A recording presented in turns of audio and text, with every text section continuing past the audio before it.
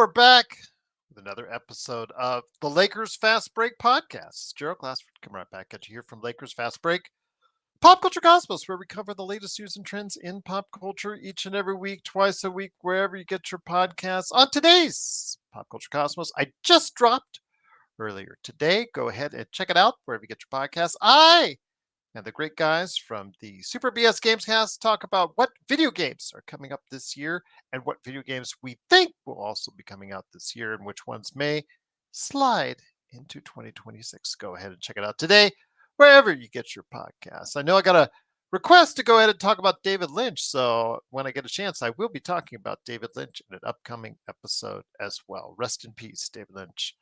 Excellent filmmaker indeed. But also as well, of course, Stone Hansen's here with me. Go ahead and check out what he's doing in regards to the NBA draft, not only with the Upside Swings NBA draft podcast, but his social media on Blue Sky. Look for Stone Hansen. It's right there for you. I can't do that. I'm on Blue Sky as well, Stone, but that trying to figure out those handles, yeah, that's something they have to work on. Oh, you're silent, by the way. Just want to let you know. I think you need to redo the replug-in thing on Talk Studio. There you go. I think you're good now. There you go. Absolutely indeed. But also as well is Stone Hansen at report_court on Twitter. Go ahead and check out his thoughts on the upcoming NBA draft. Go ahead and check it out today by following him on Twitter. Also as well, our good friends, Alfred Esmond and Legend350. Big shout out to those guys. Hopefully I get them on for some more NBA observations. Also, Mike Anguilano covers the Cavs and the Pistons. Want to go ahead and see if I can have an upcoming conversation with him as well. Joe Soros should be coming on any minute now. He is Oxide247 at LakersBall.com. His game, but you need to go ahead and check out Corrupt, Curupt on Steam. And of course, his company for new law that he will transform for you right away if you lived in, well, he said California, he said Nevada, he said Arizona, he said all those West Coast states. Cost you a little more though because he has to travel. But if you're interested, Simblades with a Y.com. Also, as well, of course, our good friends Empire Jeff TV, Lakers in 5. Don't forget also as well Daniel Barry Sports Highlights. Yo, all these great places. Please like and subscribe, but don't forget to go ahead and like and subscribe with us. We're almost at 2050 on our subscriber base, so go ahead and help us out. We like more subscribers if we can, please. We want to get to the big boys of the Lakers podcast because all those Lakers podcasts are bland, they're dull, they're bleh. Come on. Put us up in the highlights by getting us today a like, subscribe, and also become a member today to get videos, articles, and more. Go ahead and check it out today by becoming a member for just $2.99 a month. It's a great value indeed. From all of us right here at the Lakers Fast Break podcast. Well, Lakers, after that successful win in Golden State, really started heading out on the road. They hopped all the way over on the east side of the country, heading over to North Carolina to go ahead and see what they can do in Charlotte. And it started off great. Absolutely great. I think it was a 31-9, I think, at one point in time. Yes, the largest lead for the Lakers in the first quarter was 23. They got up to a huge, comfortable lead. Got off to, I think it was a 39-19 in that first quarter overall. And I'll tell you what, it was looking really easy for the Lakers. Of course, their star player on Charlotte, LaMelo Ball, he tweaked his ankle. So he was out for the entire game. And knowing Charlotte, he'll be out the entire year for that. But be that as it may, you thought, oh, it's going to be an easy game. This is exactly what the doctor ordered. But this is the Los Angeles Lakers of 2024-2025. As the Lakers, again, played with their food and kept the Charlotte Hornets in the game as the Charlotte Hornets came back almost all the way. But it was a fake comeback indeed as the Lakers did finally put them away at the very end, but it took all 48 minutes this time around as the Lakers win 112-107.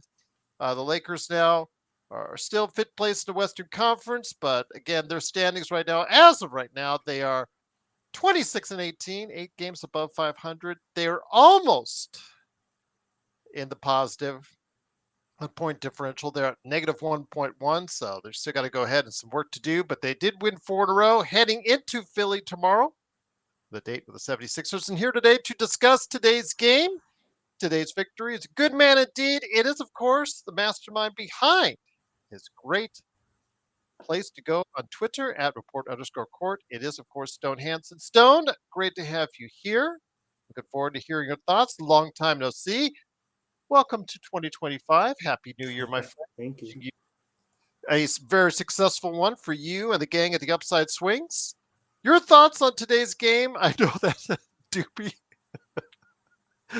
Doobie's been a long-time listener and follower of us, and it's like, still, even when our long-time listeners and followers hear what you have to say, it still sometimes comes as a surprise. It shouldn't, but it still sometimes does.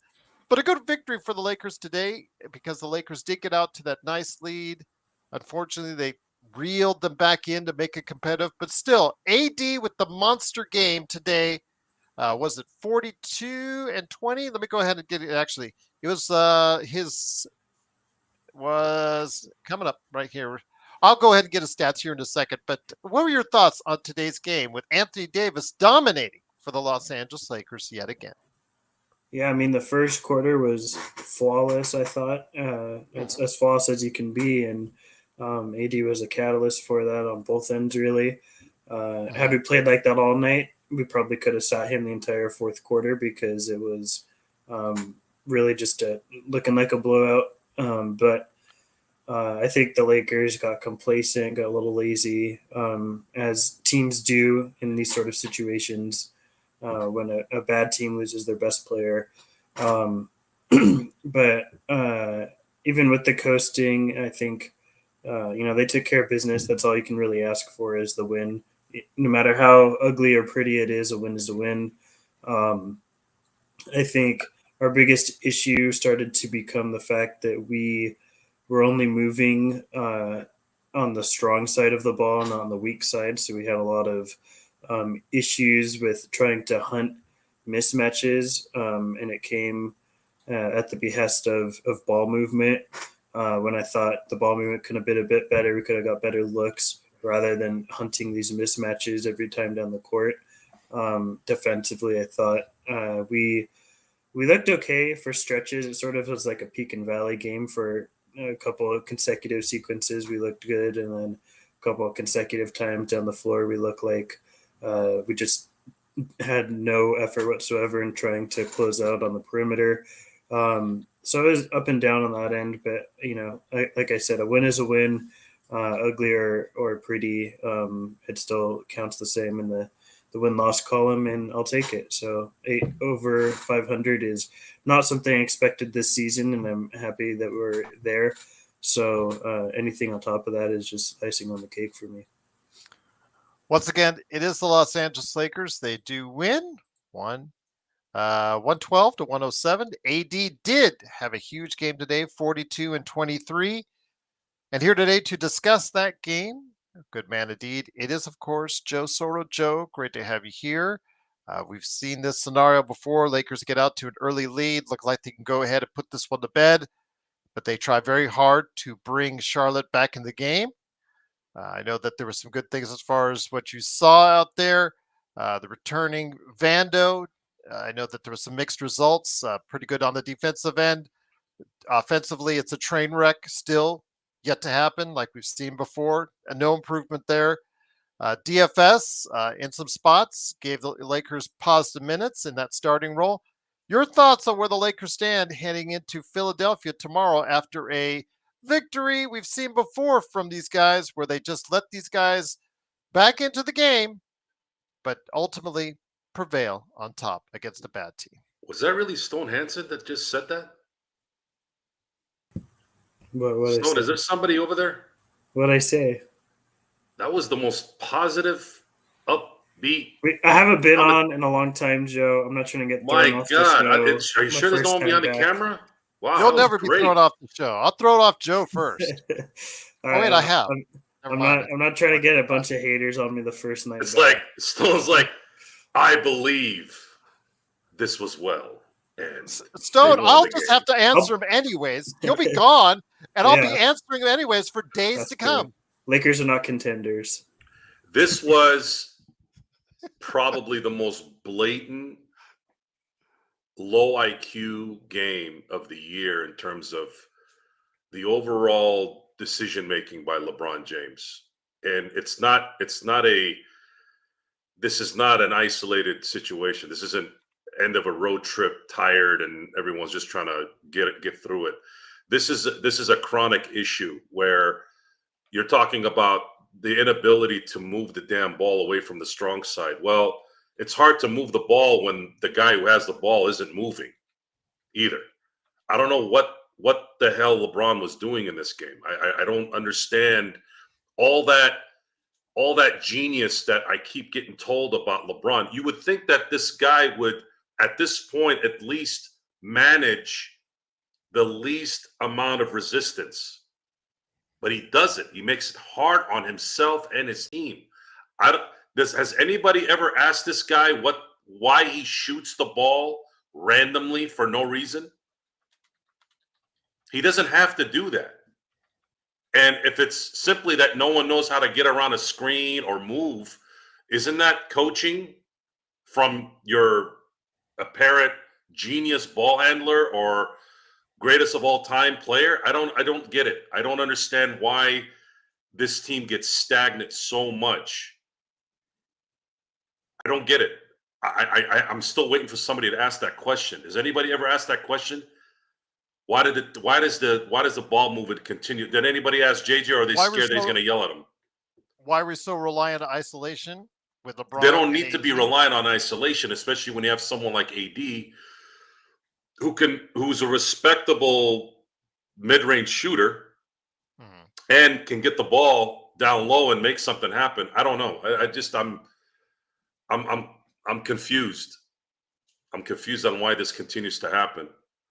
But they are lazy. They are a mentally lazy team, and the head lazy guy is LeBron James. LeBron he just shows laziness at its highest level. I don't understand why.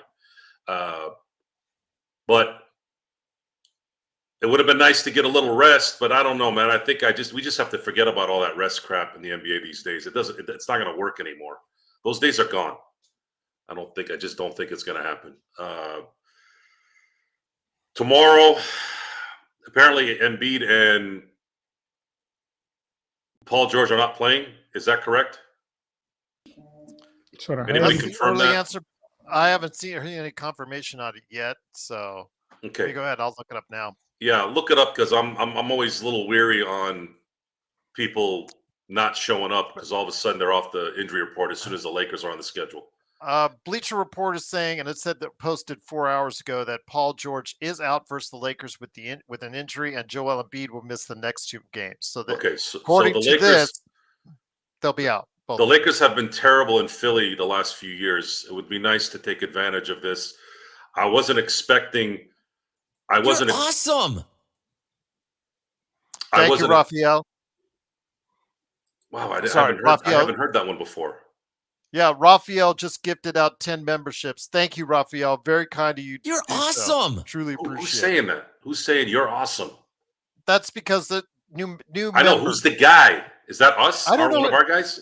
No, that's just a generic. That's awesome. You're awesome. You're awesome. See, there you go. So you're going to hear that for the next couple of minutes. Go ahead, Jeff. Okay, so tomorrow's game would have been nice to have at least LeBron not play, 38 minutes tonight? You're awesome.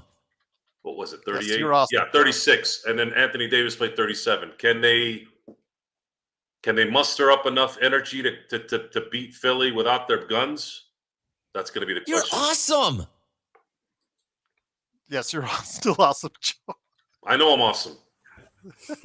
I think it's going to require some help from the supporting cast. You're awesome. I think we're gonna have to have a big Reeves night, and hopefully a couple other role player type guys can step up a bit. All right. You're awesome. Yes, you were awesome. Thank you, Raphael, for the memberships being given out by him. Truly appreciate it. So randomly, YouTube is selecting right now all the memberships. You're awesome. So thank you for doing so. Joe, I'll get it back to you because I know you're going to have plenty of time to talk. Also here today, good man indeed. I know he's not going to be able to, like me, to stay here for long. It is, of course, John Costa. You're John, awesome. great to have you here, Mr. Clutch Talk and Lakers Corner. You're awesome, by the way, as well, John. But tonight's victory didn't exactly leave the best taste in our mouths, but hey, You're the awesome. Lakers continue to win against bad teams, which is what you got to do in order to go ahead and stay alive in the Western Conference, John. Absolutely, and you know what? It left a bad taste in our mouth, but a win is a win, right? And I can only be so upset on a win. And yeah, hey, yeah, Doobie, I absolutely did take game notes because I do a 2-minute game recap, like I've said so many times. So go check out it on Lakers Corner, TikTok, Twitter, Instagram, all that. So yeah, I absolutely did my game notes. And my game notes, my biggest thing was like, wow, what a dominant, flawless first quarter. I mean, Anthony Davis scores more than the entire Hornets team. LaMelo goes down. Everything is looking to be our way. And then at the end of the second quarter, AD only had 8 more points than what he had in the first quarter. We took our foot off the gas and we just got complacent. So yeah, Doobie, I absolutely did have game notes on that one. Doobie trying to rip on me, but can't get on me, Doobie. But yeah, I mean, honestly, there's really not much to take away from this game, to be honest with you. It's similar to the Wizards win. It's like, hey, a win is a win. I'll take it. I mean, in previous years, especially against Darvin Ham, like it would be these games that we would lose. And that's when we'd be like, man, the winnable games, we're losing the winnable games. I'm glad we're at least winning them this year, but nothing to be like, wow, we're this doesn't change the trajectory of what, where we were going. And shout out my boy Stone, because he said that during the playback. We were talking about a whole bunch of potential trade targets, and I'm actually going to drop a video on Lakers Corner tomorrow about some potential trade targets here for the center. So go check that out. But essentially, I say the same thing that Stone said. Even if we, unless Giannis comes, like there's just nothing that's going to change the ship and the trajectory. And this is not going to change until, in my opinion, Genie either gets rid of this team or by some miraculous grace, LeBron James just says, you know what? Fuck it. I'm done. I'm done after this year. And you could just keep that money. Which is not going to happen. So that's where we're at with it. Once again, it is the Lakers winning 112-107. The Lakers are now 26 and 18 on the season. I'm going to bring it back to Joe because he did get interrupted by the memberships being doled out. So Joe, I think that now that we're not being called awesome right now, just want to go ahead and bring it back to you. The Lakers, we had to say on this trip, had to get 4-2 and then come back home and get a trade that's going to really take our team as far as depth wise or a third player wise to that next level for us to start really buying into this team. So far, they're 2-0 on this road trip, Joe. You seeing any light at the end of the tunnel as of yet? I'll ask me that tomorrow. If they Okay. win tomorrow, then you could start seeing some good lights. The reason why that is looking at the out of town scoreboard right now. Denver is looking like it's dwindling against Chicago right now, which would, if they lose that game, would put them in a tie in terms of the loss column.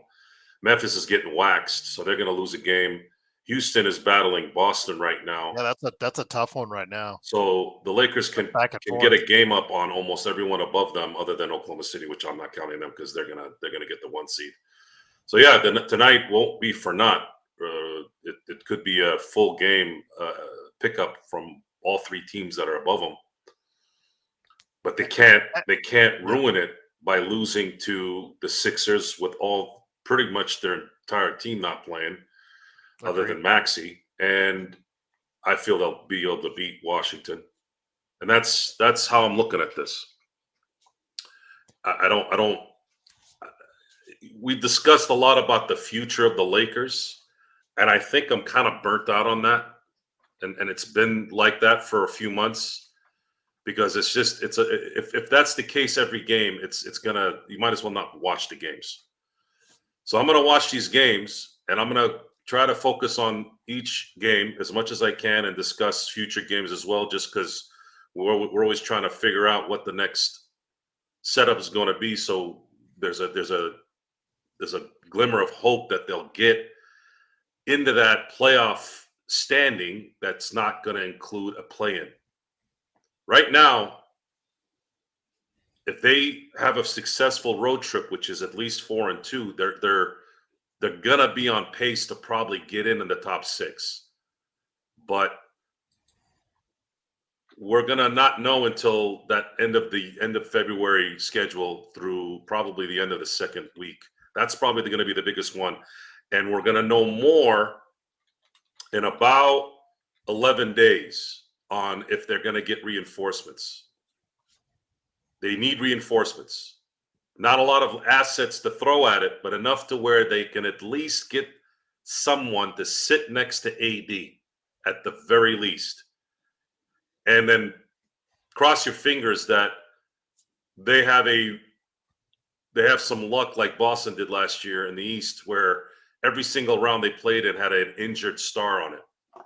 What else can we do? I don't know what else to do. I'm just tired of talking about what can't and can't be done, or what can and can't be done. That was a Freudian slip. Because I just want to see the end result at this point. I'm eager. It's January 27th. The dog days of the NBA are going on right now. It's going to be going on probably for the next 6 weeks.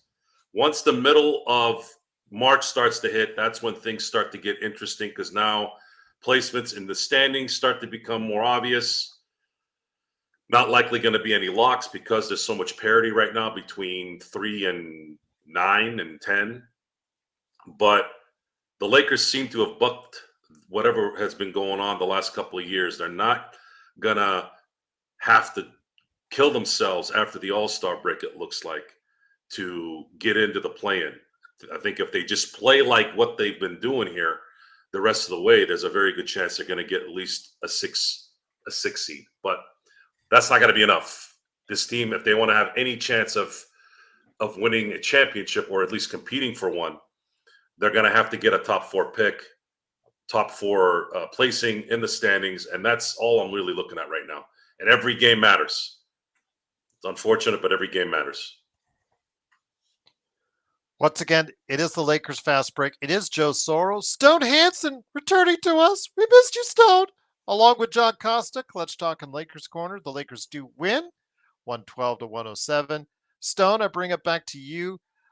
I know your thoughts on the Lakers as a whole, what the organization shall do, but you and I both know when you look at realistically what this team will look to do, as long as it's in the LeBron AD era, they will always try to either go with the status quo or try to go ahead and burn assets until they make LeBron and AD happy, or they make LeBron and AD so pissed off that they'll end up leaving because they make bad trades or bad draft choices, one or the other.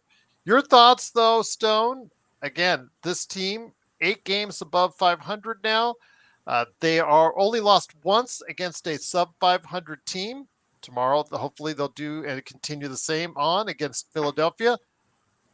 All the numbers as far as are pointing in the right direction for the Lakers. I said that I would start taking them seriously if they went 4-2 on this road trip and they cut that gap between them and the Houston, Denver, Memphis triumvirate. They close that gap. Well, in the first 2 games they have. I'm thinking about taking them more seriously as far as a contender in the Western Conference, but I'm not there yet. Will anything for you do the same? Anything that has a realistic possibility of happening, no, will not make me believe this team is a contender. I don't want to be too negative. I feel like I've done that enough in the past. I already know that answer when I ask it to you, but I'll do it more in the future. Please don't make my positivity think that make you think that I think this team is a contender, because it's not. But I enjoy wins as they come. It's a lot less stressful, even though I know the outcome. It's a lot less stressful knowing this team doesn't have to fight and scratch to make the playoffs. I think this is a I could be mistaken, but I believe this is the best record we've had at this point in time over the last several years. I don't think we've been at this many wins above 500 in the last 3-4 years now. And it feels good. I don't believe in them as contenders, and I don't believe there's a trade out there that realistically can happen that'll make us one.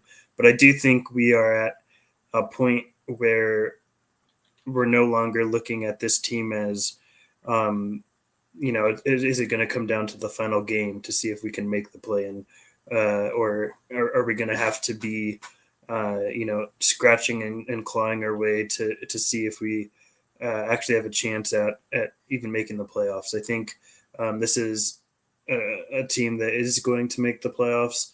They're not going to get as far as we all want, which is the finals, but I think they are a team that is going to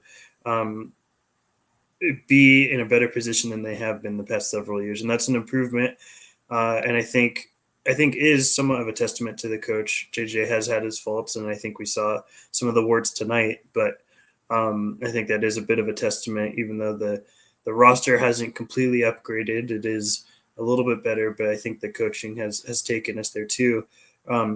My question to you all is, if this trend of winning as of recent continues over the next 2 or 3 games, butting up against the trade deadline, is this incentive for the Lakers for the front office to maybe not push as hard to get a trade done, because if it ain't broke, don't fix it sort of mentality comes into play, where they're looking, and I'm not saying what they should do, right? I think we all think they should make some sort of move, but does this affect how they actually operate as a front office heading into the deadline of continuing this win streak and maybe not pushing as hard as they might if we were on a losing streak? I hope not. I hope not. And if it does, that would just further prove and further show how complacent this organization can get, because even with these little wins like this, man, like they're little meaningless wins. And I'm honestly, to be real with you, I'm honestly happy Anthony Davis said that shit publicly, because now you put the ball in their court and they better do something. So to answer your question, Stone, absolutely not. That's what I would say. John, let me bring it right back to you, though. You saw Vando, who has come back, second game out there, and DFS. Different look with those two out there, and Rui not out there, and Gabe not out there. I know that Gabe, up until the past 10 days, has been, I guess, a sore spot for Lakers fans. Has played well over the past 2 weeks, 10 days to 2 weeks. And then Rui, again, people have been on Rui's case for a while now, even though, again, when you look at the numbers, it's not been bad, but he should be playing in a reserve role for us instead of starting. How has it looked for you so far with those two guys, DFS, Vando in the mix? Again, defensively, I think it's been a better fit. Offensively, I still think we're going to be really challenged with one or both in there, because they just don't have the inclination to score. In DFS case, it's more like he looks like he can score more, but he just chooses not to. In the case of Vando, it's just a mess offensively, but defensively, it does make this team substantially better on that end of the floor, John.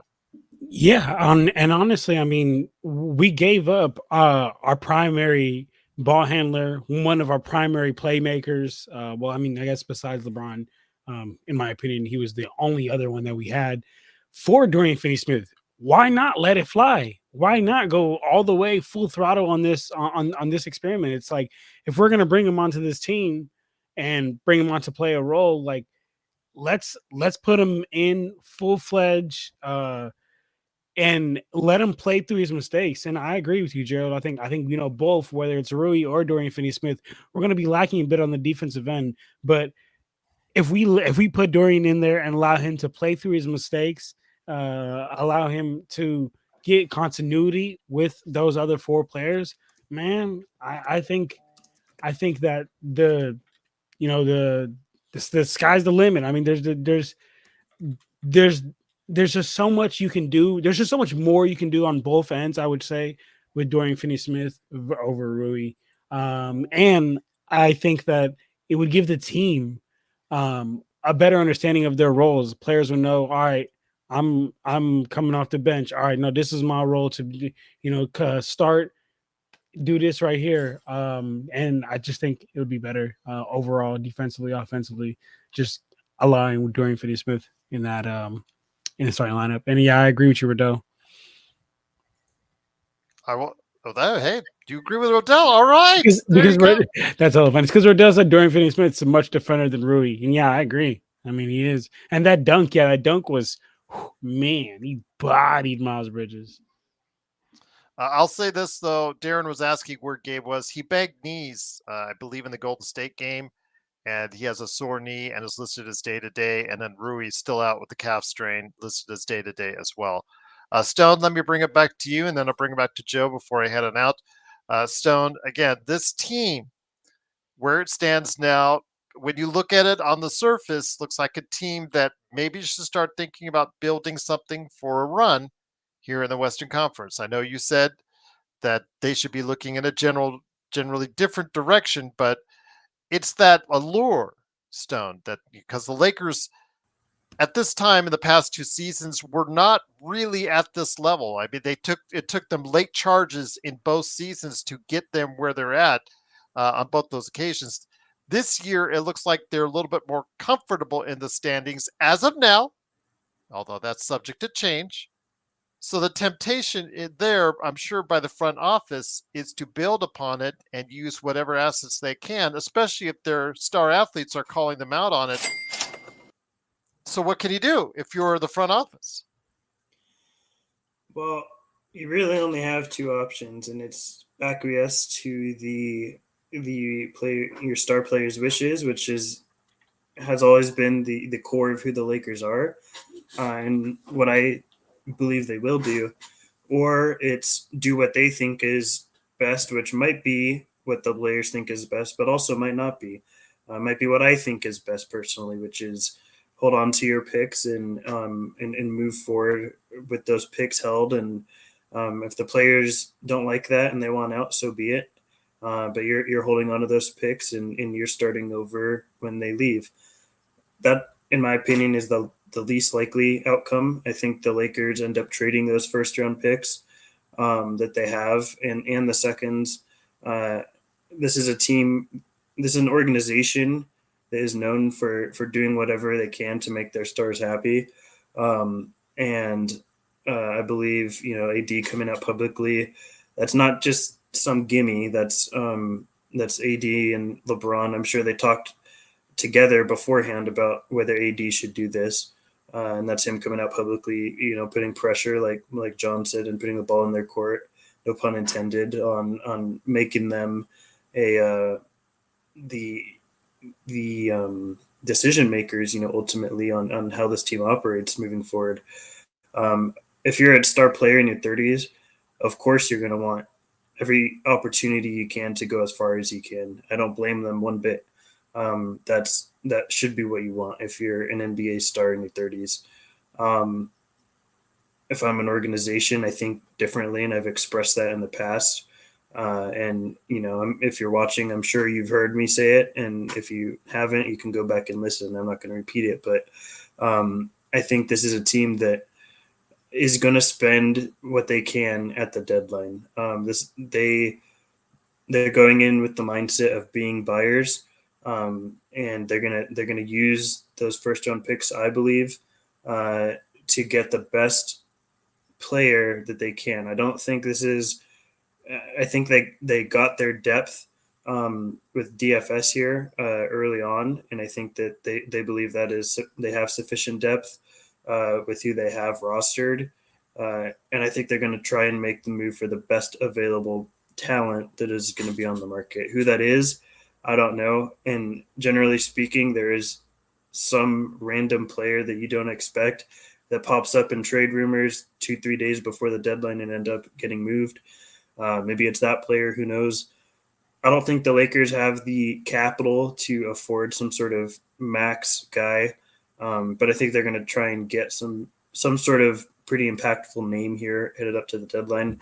I don't believe that is going to be enough to make them a contender, but I think the Lakers are going to do what makes their 2 stars happy. And I think with that being the case, it's going to require moving those first round picks for the best available talent that they can get with those.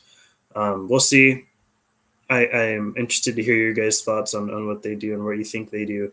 And Joe, you're muted anyways, but he's seeing what I'm seeing, that it's a return for one of our awesome Australians, Jeremy. We thought you were goner, my friend. So he says he was in a coma and has now been given a second chance at life. You guys have helped more than you know, and I'm glad to be back. Well, we're glad to have you back. Well, I was on mute, Stone, because I didn't want to interrupt what you were saying. No worries. This is more important. Yes, Jeremy, we're just so glad to have you back, man. We were so disheartened. We couldn't reach out. We didn't know what was going on with you for days, and we still miss you to this day. So we're so glad you're back alive, and welcome to listen to us.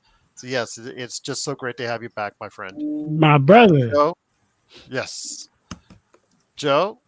Joe's typing out. Yeah. Sorry, did you want to add on to that? No, Jeremy's back. Yeah, Jeremy, please.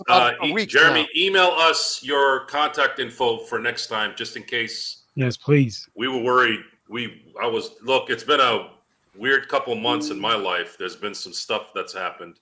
So everything's a panic now. BTS is asking, well, thank you, BTS, for the super chat, but he's asking what caused the coma. I was going to say it's Joe. One of his rants. Okay. Those rants heal people. Not me. Hear me on the freeway. You know what? You can go. Okay. It's 7 o'clock. You know what? Actually, I am going to go. Yeah, With that, I am actually. Yeah. Well, I got to go. Anyways, got to get to business. But it is, of course, the Lakers Fast Break. Jeremy, we're just so great to have you back. I truly appreciate you joining us. And again, I turn over now to Joe. John, catch him on Clutch Talk and Lakers Corner. Don't forget Stone Hansen on @report_court. I will try to be back before the end, but the ship is now being steered by Captain Joe Soro. God help us all. Okay, folks, let's get down to the nitty-gritty. So let's continue what Stone was saying. Stone, before we had to put a halt there and talk to Jeremy, what was your finished line on that? I'm not even sure who Jeremy is, to be quite honest. Jeremy is one of our regulars. I was about to say that that's great news. So whatever I was saying is, pales in comparison. But I think I lost my train of thought. But what do you guys think the Lakers do with the assets that they have and how they spend them? Do you believe they go all in like I do and put all their chips forward with their picks? That's not what they've been saying. They've been saying they want to keep these picks. That's what I think they should do. But this organization's history says otherwise. They like to spend to make their stars happy, and I think that's ultimately where we'll find ourselves after the deadline. You want to answer that first there, Johnny? I'll give a quick answer to that. I'm in agreement with you, Stone. I think that they're going to always appease to their top stars because this problem starts at the top. And it starts with Jeannie, and Jeannie, she doesn't really want to have a winning organization. She just wants to have a organization that stays relevant enough and sells enough tickets to be a very lucrative business for her. It's going to be lucrative no matter what. It's the freaking Lakers, but for her, she wants She wants a cherry on top of all that money that she's making. So, to answer your question, I think they're gonna do whatever it takes to appease their stars. And right now, you've been publicly put on the hot seat. Like, what are you gonna do? And if you don't do it, I guarantee every other player in the league is gonna make note of it. And come free agency, it'll be on their mind. But what's up, Joe? No, I don't think they'll go all in because they can't. There's nothing out there to go all in on. So what I believe is going to happen is they're going to wait to the last few hours, if not closer, to see what they can give. So they can see what little they can give to get what they need. That's what I believe is going to happen. There's no one out there. Jimmy Butler is not an option. There's no one like a Giannis. There's no one like a Booker that's going to be available where you can do it. It's just there's not enough money for any of those guys. Picks.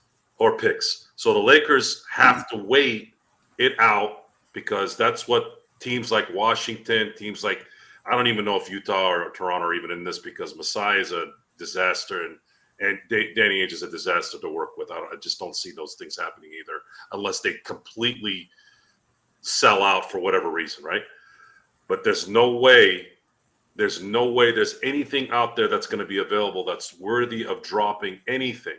Anyways, it doesn't matter. What I want, no matter what, is I want a better number 5 on this team. And it doesn't have to be a guy that we know is going to be this game-shifting player. I just want someone decent that's better than what we have. They've tried with Jackson Hayes. He's just not the guy. They tried with Koloko, which, you can't be realistic about grabbing somebody from the scrap heap and thinking they're going to be that guy. It's just not realistic. But give me a bona fide starting center that actually is a starter, and I believe that will help AD in some way, just by existing, just by having an extra guy that could probably box out so that AD doesn't have to sweat every time he switches from his guy to a penetrating guard or forward.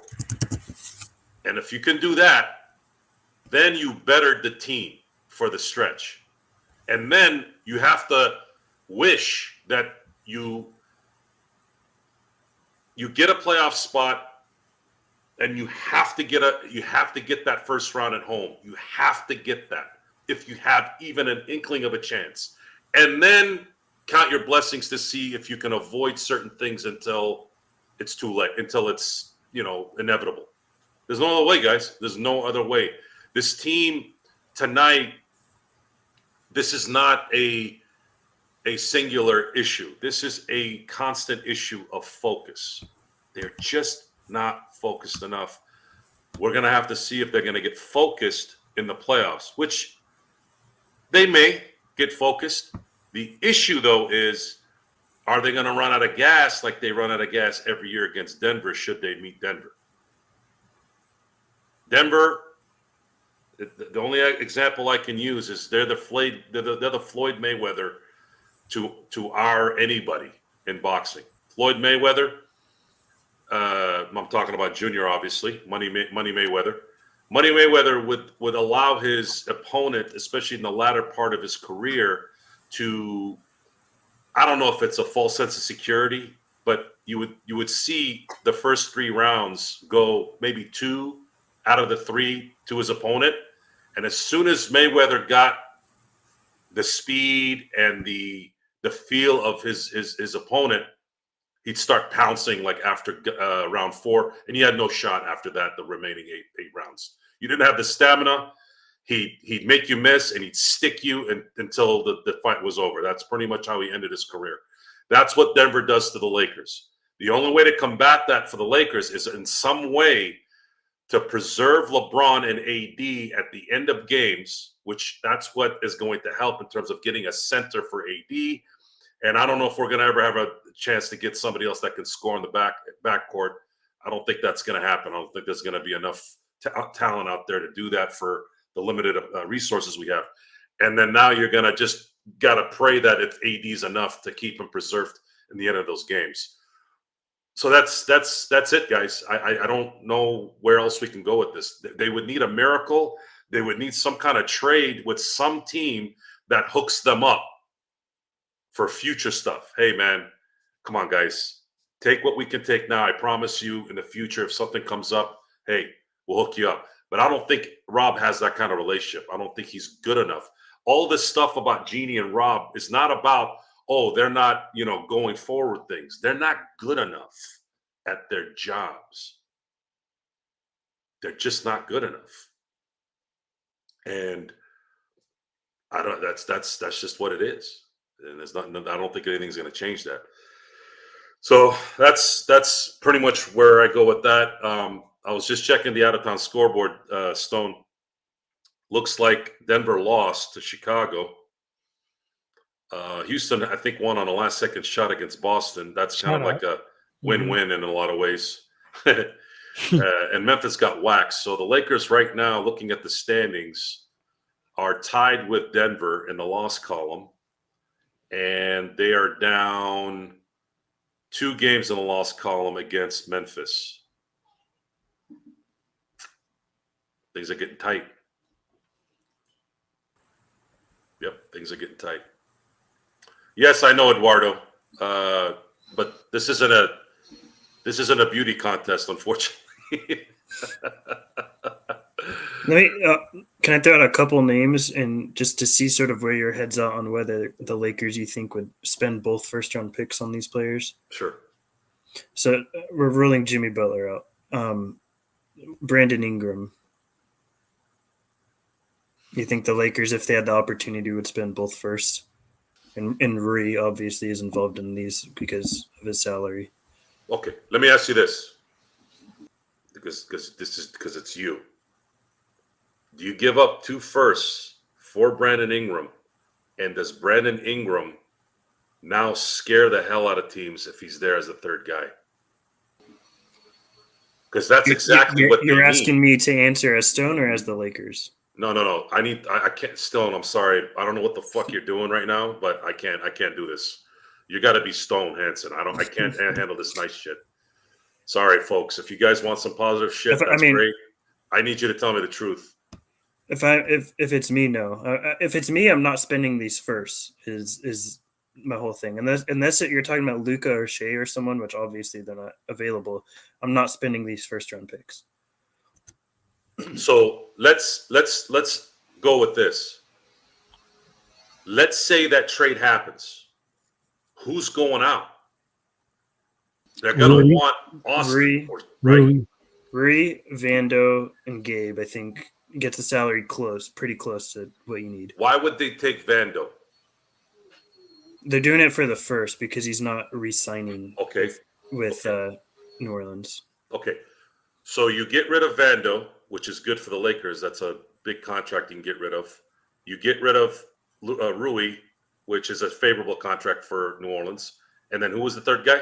Gabe, probably. Gabe. Okay, who's your guard then? This is going to be LeBron and AR? Yeah, it's going to be LeBron. And then you have to put Shake into that Gabe role. Is there any way we cannot give up Gabe in that deal?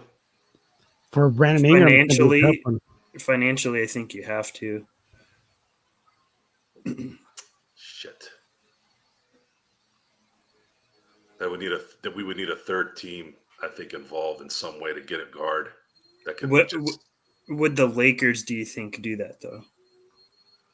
If they have the ability to bring a star in, what people deem as a star with Ingram, and with those 2 first, because he's in a unique situation, right? Of being expiring. He's not your typical. Yes, but it's contingent on this.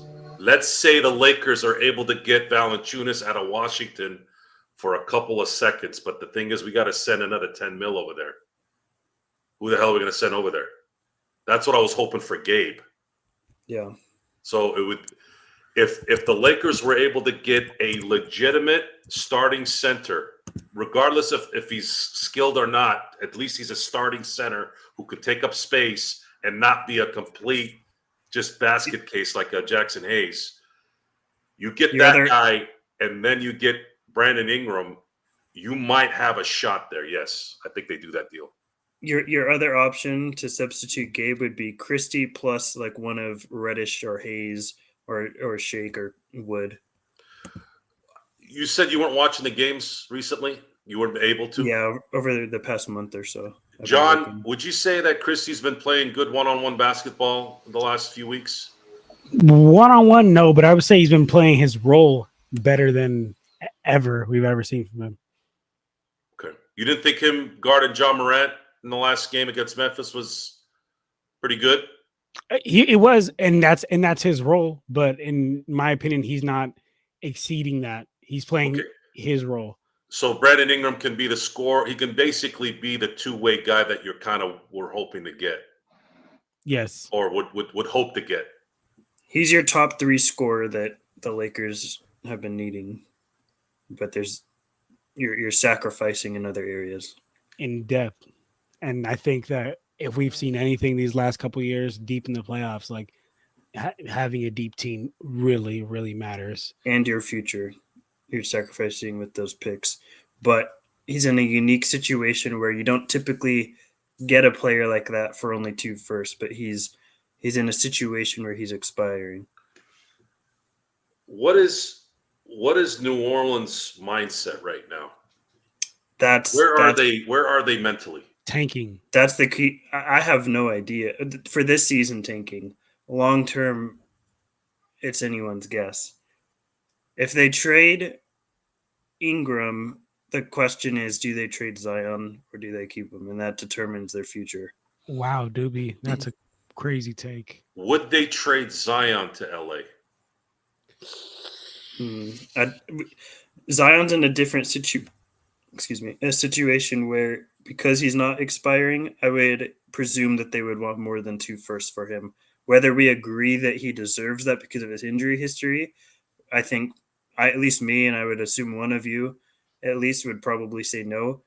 But the way the Pelicans view him in his market, I would assume that they would ask for more than 2 firsts when moving him. Who would give New Orleans 3 firsts for Zion right now?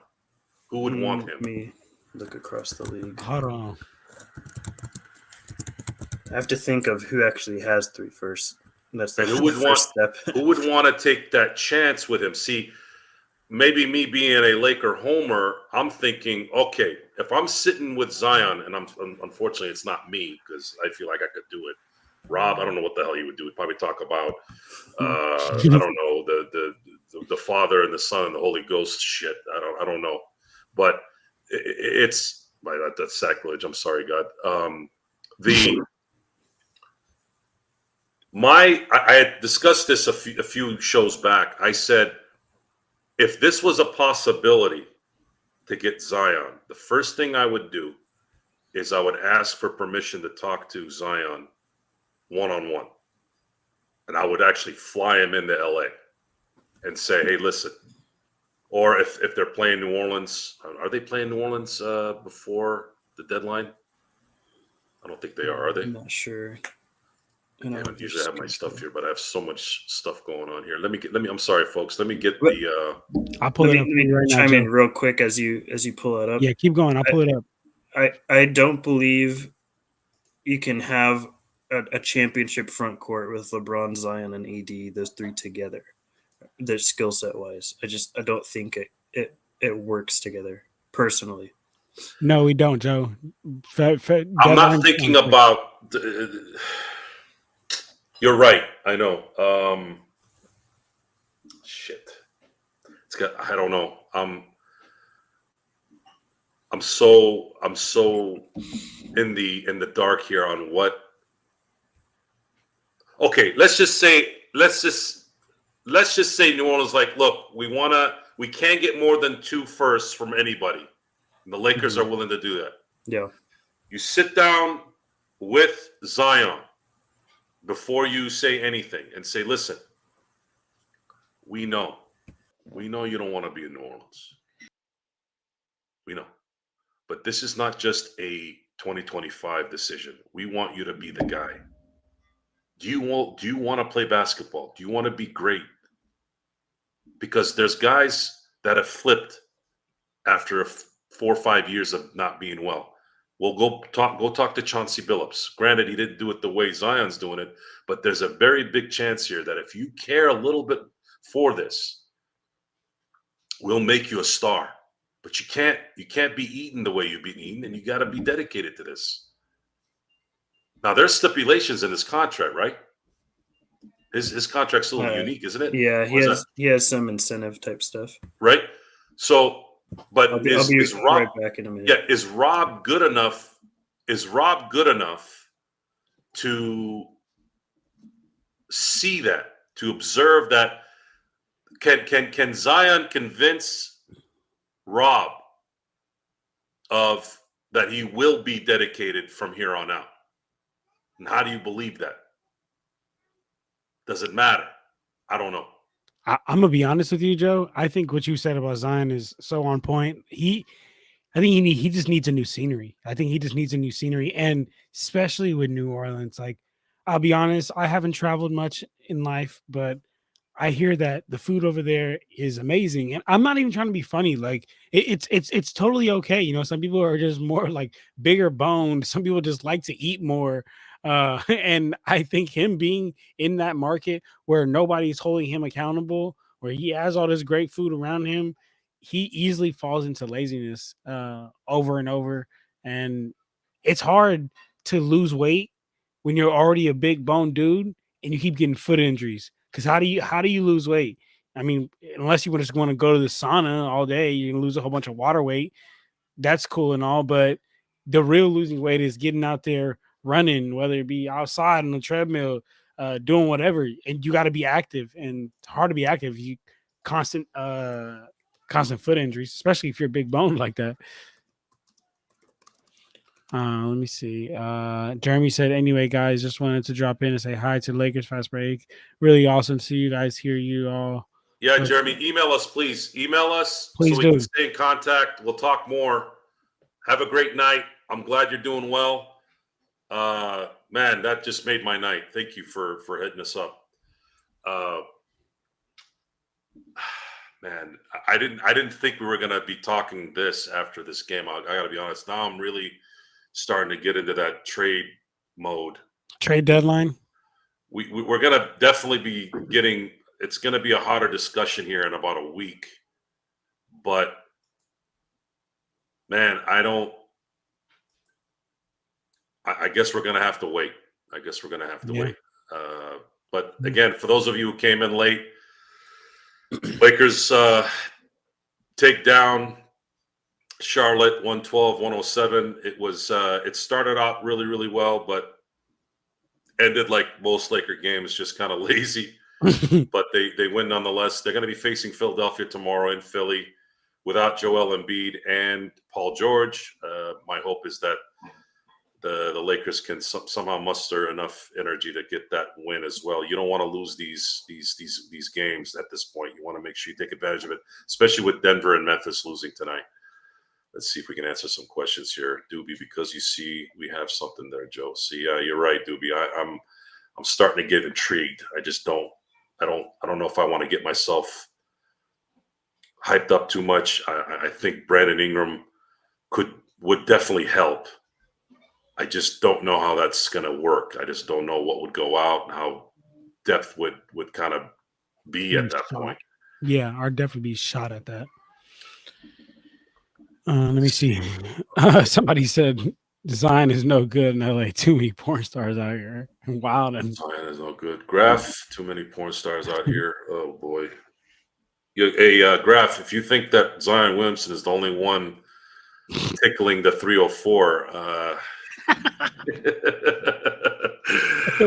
you are sadly mistaken. I think the biggest goose hound in LA, I remember for years, was Blake Griffin. Didn't he get a porn star pregnant? Did he? That's I think crazy. he did. Did he? Did he? Hold on, I gotta get that laugh track on that one.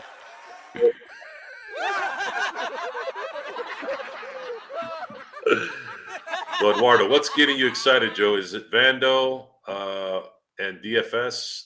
No, I'm not a big fan of Vando. Honestly, I know a lot of my constituents are. Vando's too inept on offense, and I worry about him being a liability when it matters, because a good team and a good series is going to neutralize him because he can't shoot. Plus, he gets scared to shoot the more pressure is on there. His defense is good, but this isn't 2008, guys. This is not Tony Allen. Just don't worry about scoring. Go put him on somebody. These days, if you can't do something on offense and you're just a defensive guy, that stuff doesn't usually compute. It's actually a detriment in a lot of ways, because now you're playing 4-on-5. Blue Magic. Joe LBJ has his side chicks too, but we're not allowed to talk. Hey, I don't know if it's true or not, but if it is true, he did a very good job. Folks, having a rap on doing it. Let me just throw this out here, and I'm going to say allegedly, of course, because I don't know 100%. When you're as big as the LeBron James, the Kobe Bryants, the Shaquille O'Neals, any of these guys.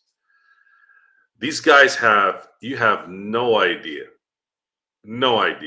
how much attention is constant with these guys. And I'm going to put it in perspective for you. So my cousin, he's my cousin's son, which is kind of like my nephew, right? He's my nephew. I introduce everybody to him as my nephew, but he's my cousin. He's my second cousin.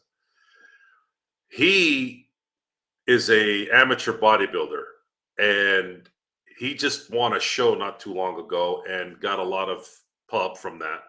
And he was, and in that industry, unfortunately, it's probably why I never got into it either, because I have friends from the past too that did shows. You get a lot of, it's like 90-10 dudes watching you versus girls. It's not really a girl thing. Girls really, unless they're in the industry, are not really into dudes being all veiny and like built. That's not really a thing. That's a dude thing. So he got a lot of direct messaging type stuff on his stuff. So imagine that now shifted over to someone like a LeBron James who's global. What do you think that guy's getting all the time? It's wild. And if you think it's Bertha down the street who's retired, yeah, that's not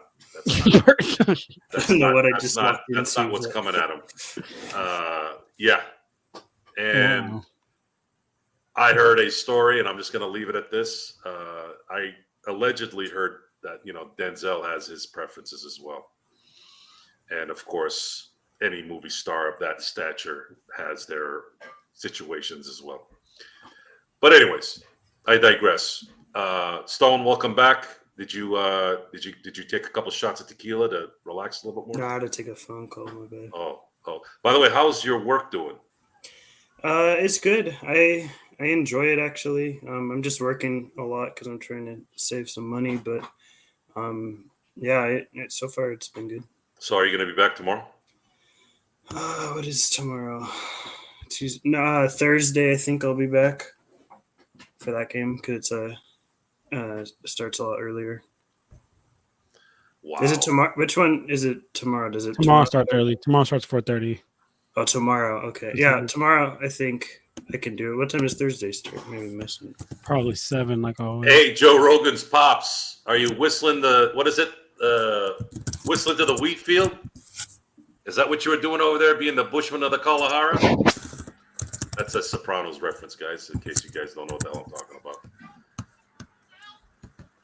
I've never met a Bertha that was a looker. I'm going to be honest. If you guys know someone, it'd be the first that I've ever known. I don't even know a Bertha. I've actually never even met somebody named Bertha. Me either. Be honest. I know it's a popular name for old people, though. Wait, but hold on. Yeah, I'll be here for the Wizards. Sorry, I'll be here for the Wizards. Yeah, we're still stuck on this. The Ingram What thing? the hell are we gonna do between Brandon Ingram and Zion? So realistically, Ingram at this point in time is the more attainable asset, I believe. I think Zion's a massive question mark on whether the Pelicans want to keep him or not. Ingram's in a precarious predicament because he's expiring. They don't want to give him that max. He feels disrespected by it. Lakers are trading for Ingram with the knowledge that they're going to have to pay him the max to retain him. That's a part of this whole deal. So thank you, Xbox. But are they willing to pay him the max and give up those firsts to do that? I'll throw out a couple other names here because Ingram, it's kind of a sketchy one. A couple names. I don't know how attainable they are. I'm trying to get into your guys' heads on how far you think the Lakers are willing to go to bring in the talent to make these stars happy. Do you think they would trade both first? And salary here is, as giving up the worst players possible that we can to match the salary. Let's say I don't think he's available. But I'm just for a thought exercise, do you think Miles Turner they would give up both first for? I think that they can get Miles Turner probably without giving up both first. I ain't gonna lie to you. But if they had to, do you think they would? Yes. I think it would have to be, if they had to, it would have to be one of those big names, because for the exact reason I told you earlier, Genie wants to be in front of the headlines, not the name that's going to put you in front of Larry O'Brien. Correct. What do you think, Joe? Guys, this discussion is not about what we want. What we want doesn't exist. I agree. This is about what is realistic. And I'm sorry, I'm not giving Ingram a max contract. You do not believe? Do you believe Ingram would get a max contract from any team in the NBA? I'm gonna be honest. I I'm looking at teams all around the league. I don't see a single team, because if you're giving a player a max contract, you're building around that player, right? I mean, I don't know many other players that have max contract. I know one. I'm going to make a deal with Brandon. I'll make a deal with Brandon. I'll have the same discussion I would have with Zion. I'll sit him down and say, listen.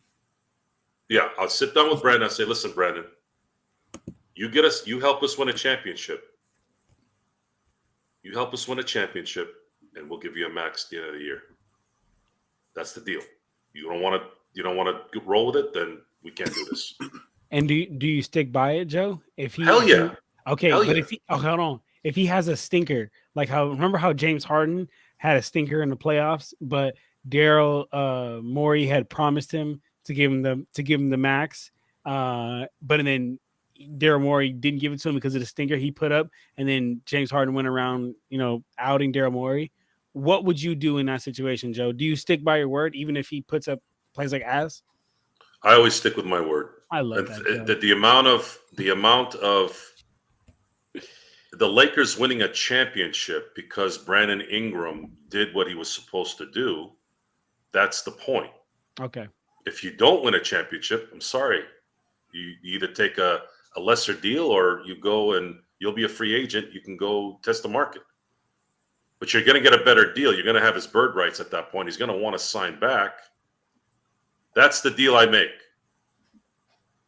Because you're giving up you're giving up the future a little bit here, so that you can maintain this thing possibly for another year. Because we all are pretty convinced that LeBron is not going to retire at the end of the year. If LeBron was going to retire, and by the way, that's the other question I would ask, just to play it safe. We kind of already know, because LeBron loves him some him. He's going to want those flowers and those candies next year if he retires. He ain't going to retire like Tim Duncan at the end of this year. So if that's the case, I would still ask LeBron. I'm like, LeBron, are you going to retire at the end of the year? And if he says, no, I'll retire next year. Okay. We have 2 years now to see if we can win at least one more championship. Then go from there. What else are we going to do, guys? It's not our money. We don't own the team. There's nothing else to do. What else can we do? It'll be more interesting if this happens than not. Waiting to get killed, or maybe having a slight chance of finally fulfilling that third spot, and it's not some geezer, and maybe having a shot.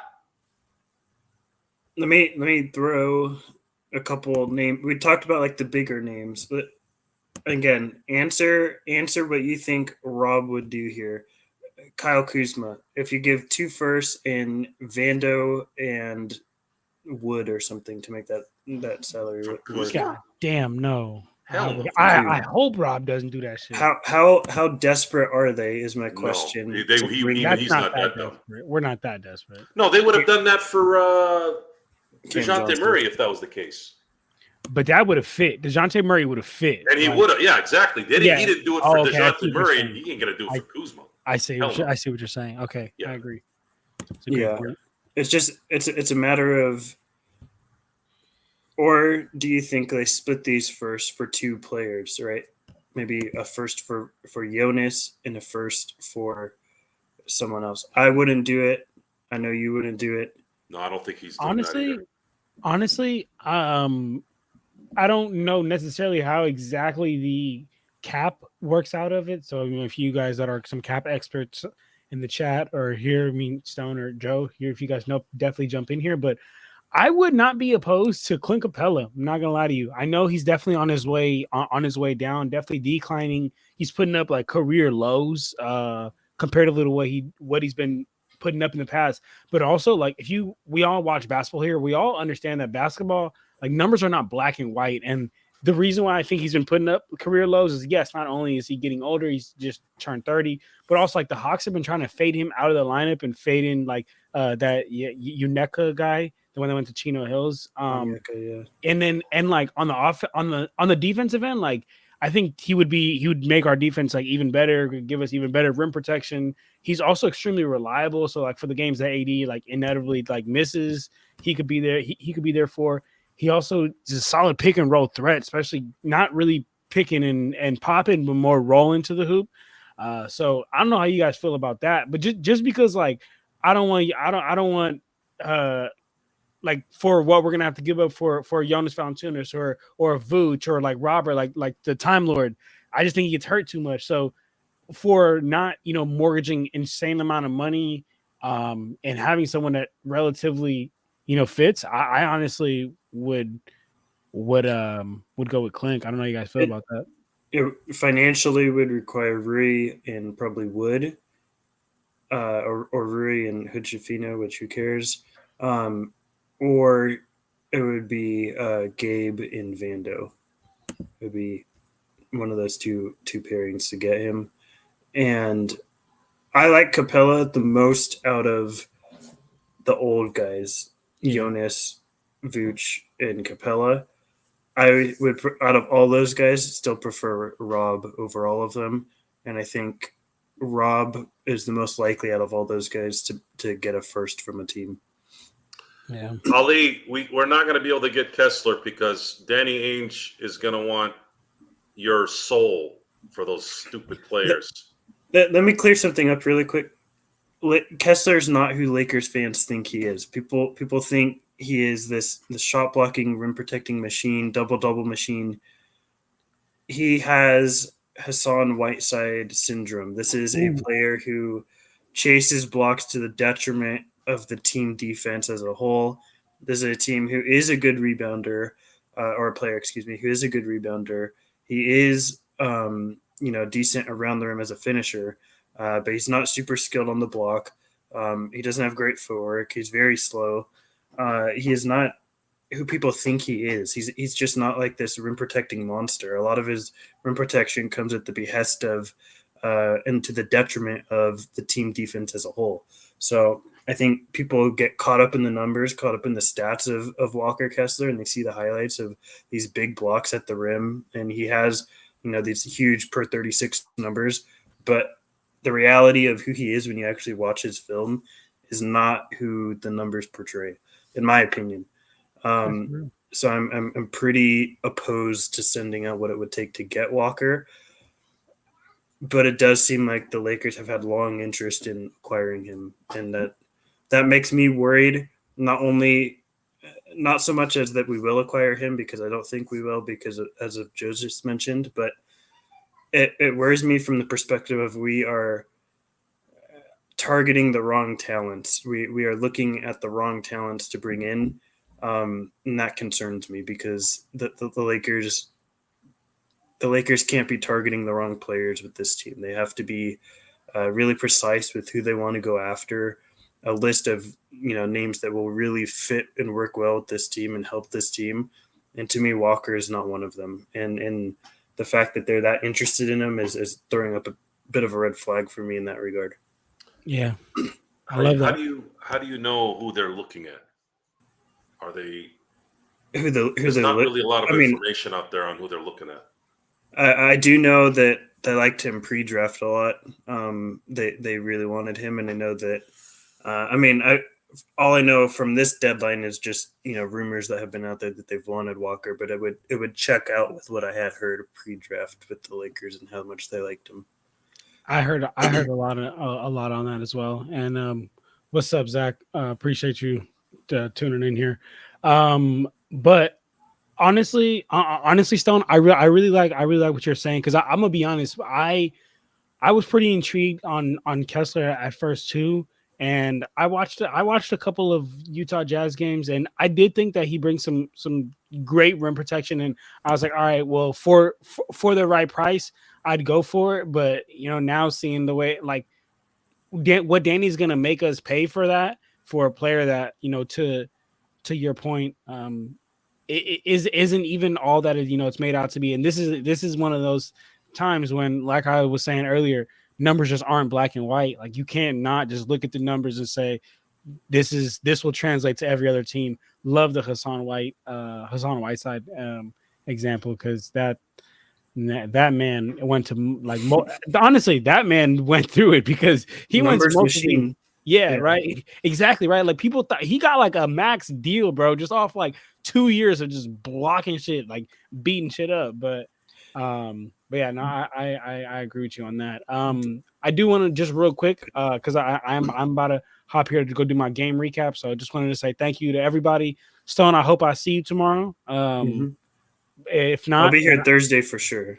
Okay, for sure. Well, then I will see you either tomorrow or Thursday. We'll get a show going soon here on my channel. For everyone here in the chat, appreciate you guys tuning in. Joe, appreciate you for being the Gerald tonight. Thank you for hosting and taking over. If you guys want to get at me, Lakers Corner on YouTube, TikTok, it's Lakers_Corner, and same thing on Instagram. But besides that, appreciate you guys, and I'll see you boys. Sounds good. Good to see you. All right, guys. I don't have a ton of time left. I have like 15-20 minutes. I do want to answer Bloodhound's question real quick, who asked who I think would be the best fit alongside AD. I have a list of 4 names that really come to mind that I would really target as a big if I'm the Lakers, and if it requires me, I feel fairly confident the Lakers are going to move at least one first, and if that is the case, these are the names that I would target. But idealistically, I would not be trading any of the first, just to put that out there. But Nick Claxton is a player I'd be willing to give up a first for and go after. I would probably require adding Rui as well. I believe he is the best switchable big available on the market, and he's a really good rim protector. Paired alongside AD is just a massive force defensively. You really sacrifice on spacing. And I think that's the big thing as a whole with this that people are missing, is bringing in a 5 alongside AD. Yes, it helps their rebounding. Yes, it helps some rim protection, depending on the name. But you are giving up spacing. And that is the case with almost every 5 that's being talked about, outside of Vucevic, who's a complete liability defensively. But so Claxton is number 1, my target, who I think has a somewhat viable chance of being available. I would throw Robert Williams in there. I'm a huge fan of him. Yes, he gets hurt a lot. I would try and move as many seconds as I can for him. But ultimately, I think it would require a protected first to get him. He's a fantastic rebounder, really solid shot blocker, and he is more switchable than people think. The injury history is the big thing with him, but he'd definitely be on my list. The other guy doesn't get talked about as a center, but is very much capable of playing as one, would be Jonathan Isaac, another very injury-prone player. But when he's out there, he is, in my opinion, a top 5 defensive player in the league. Like, this is just an absolute menace defensively, very switchable. The best rim protection against Embiid I think I've ever seen is been Jonathan Isaac against him. Really love him. He's exactly, I think, Rui's number in terms of salary, financial wise. So if you can trade Rui straight across, or you have to add a second or 2, I would do that, because he feels just more of a need, even though he's got more injury history with him. The other third guy those were the 3. The fourth guy that I thought had a chance before the Pistons went on this run was Jalen Duren, but that seems pretty unlikely at this point, because the Pistons have, been a lot hotter than expected. So those would be the names I'd be targeting alongside AD if I were the Lakers. What is the likelihood? We'll go from top to bottom on this. Claxton. Wouldn't there have been a deal with him initially for with Brooklyn? Yeah, I think that is a player that they probably. I'm sure within the Finney Smith talks, his name, even if briefly, got mentioned. But I agree that if it were to have happened, there's a stronger chance it would have already happened. I wouldn't say it's completely off the table, but I would agree with you that that it's much less likely now that we have traded for Finney Smith. Correct. The second one was, again, which one was it? Robert Williams. So Robert Williams has been a name that I've been hearing a lot of. Why would Portland trade him to the Lakers? It would be. This is the scenario, I think, in Portland. He's the most tradable for Portland out of the three centers, right? They have Ayton, who's basically untradeable with his current contract. No one wants him on that deal, but he is of a high-end backup or low-end starter caliber player. They just drafted Donovan Clingan with a top 10 pick, who they presumably view as the center of their future. They don't really have a need for three starting centers. So he's, in my opinion, the most tradable. It would come down to the rest of the league viewing him as too much of a health liability to be willing to give up a protected first for him, and they're only willing to give up 2 or 3 seconds, where the Lakers would, in this hypothetical, would be willing to give up a first that's maybe lottery or top 20 protected, and Portland views that as more intriguing than a couple of seconds. Why would Orlando trade Jonathan Isaac? Orlando trades Jonathan Isaac because they, and I don't think they're shopping him. This is, again, my wish list, but they have Mo Wagner, who's out for the season, but long term, I think, is a part of their plan. They just signed him to a 3 or 4 year deal. They have his brother Franz there, who's their star. They're not going to want to upset him. Goga, who has been playing really well this season. He's been just a really solid shot blocker for them. And then they have Wendell Carter Jr., who's been their long term starting center. They have Isaac, who is just sort of the odd man out in terms of the big rotation. Now, Isaac is different because he can play sort of a wing or a forward as well. He's capable of playing kind of 3 through 5. And then when you look at their 3 through 5 or 3s and 4s, you have Franz, you have Paolo, obviously. And they're kind of backed up just in a logjam positionally with the amount of guys they're trying to fit in a rotation. And it would seem to me as though one of those guys, whether it be him, maybe you're talking about Gary Harris, who's more of a guard, obviously, but is a really strong defender. One of those guys sort of becomes more available as they're trying to fit more guys in their rotation. They just drafted Anthony Black, who they're trying to get a lot of minutes for. And anytime someone gets injured, they're giving minutes to Black because they want to get him more in the rotation. So it's a matter more of circumstance where they just don't need Isaac as much as they once did, rather than he's more of icing on the cake than what they actually need him for. And if they were able to get a first for him, or if you got Rui and, they could add 2 or 3 seconds with Rui, and Rui's more of a floor spacer. And obviously Orlando could use more of a shooting skill set rather than the defense, because their defense is already amazing. I think that they sort of might be interested in a swap like that. But having said that, the other option is maybe they flip it and they have enough centers and they're willing to trade Wendell Carter Jr., who I'd also be interested in. You think? Do you think Carter's better than Isaac in terms of overall, right? Mm-hmm. I believe so, yeah. Not offensively, but we're going to have a trade deadline show pretty early on the 6th. We're going to be discussing these details pretty extensively. This next week and a half is going to dictate. It is going to dictate a lot of what near and later for the Lakers.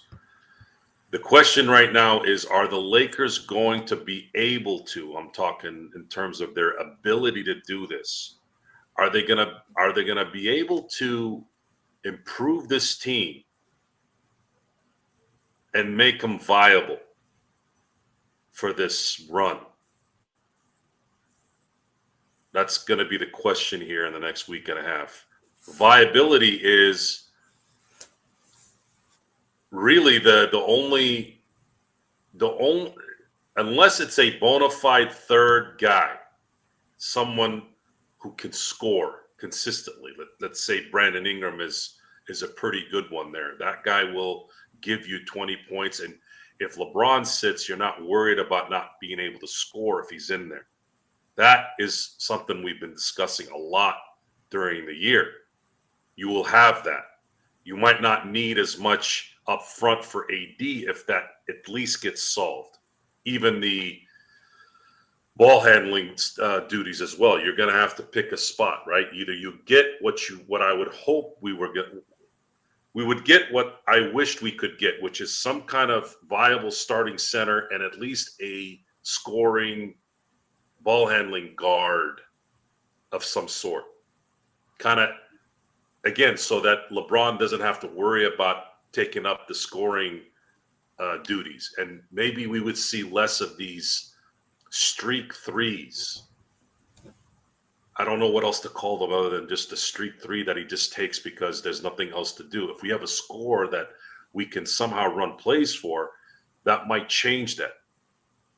But I don't know. I don't know if that's something that I'm wishful thinking on or what, but this will determine so much because there's an interesting thing going on in the NBA right now, which is there really a powerhouse right now in the NBA? Even with the Celtics winning last year, are they really a powerhouse? They're not. Oklahoma City might be a year away.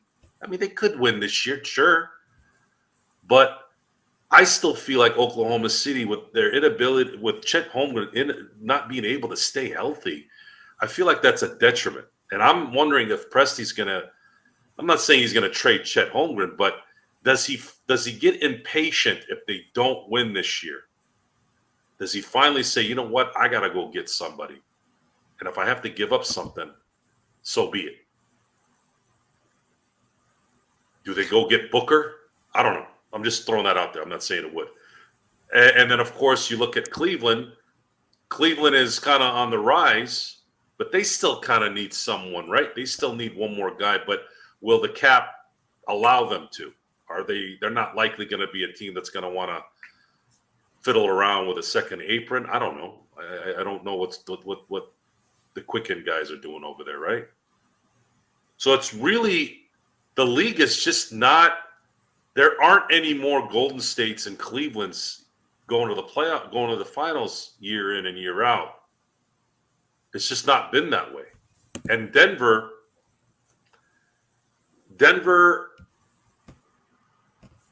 What do you think the problem with Denver is right now? Like, what's the issue with Denver? Why are they? The game today, I didn't watch it, but I was following the game cast, and I'm like, what the hell is going on here? They were leading, and then all of a sudden, it's like Chicago ended up, and I don't think Giddey was even playing tonight. If I read that correctly, like, what's going on with Denver? Are they just kind of taking it easy, or what? Jokic certainly is in. No, definitely not. He doesn't need to. His game is slow-mo. He doesn't exert a lot of energy. And not to get too off track here, but I think he's the MVP. But no doubt. Think, well, I hear a lot of Shea arguments. They're valid, but Jokic is on another level. But there's two issues with Denver, I believe. One is that they've lost depth. I think that was a big thing. I think losing KCP was huge, much like the Lakers. When you lose a perimeter defender to the caliber of KCP, I think people say it a lot, but I still don't think people grasp how valuable two-way perimeter player is. Like being able to defend on the as a guard or as a perimeter player as a wing, and shoot at a high level. Like it's so valuable for any team.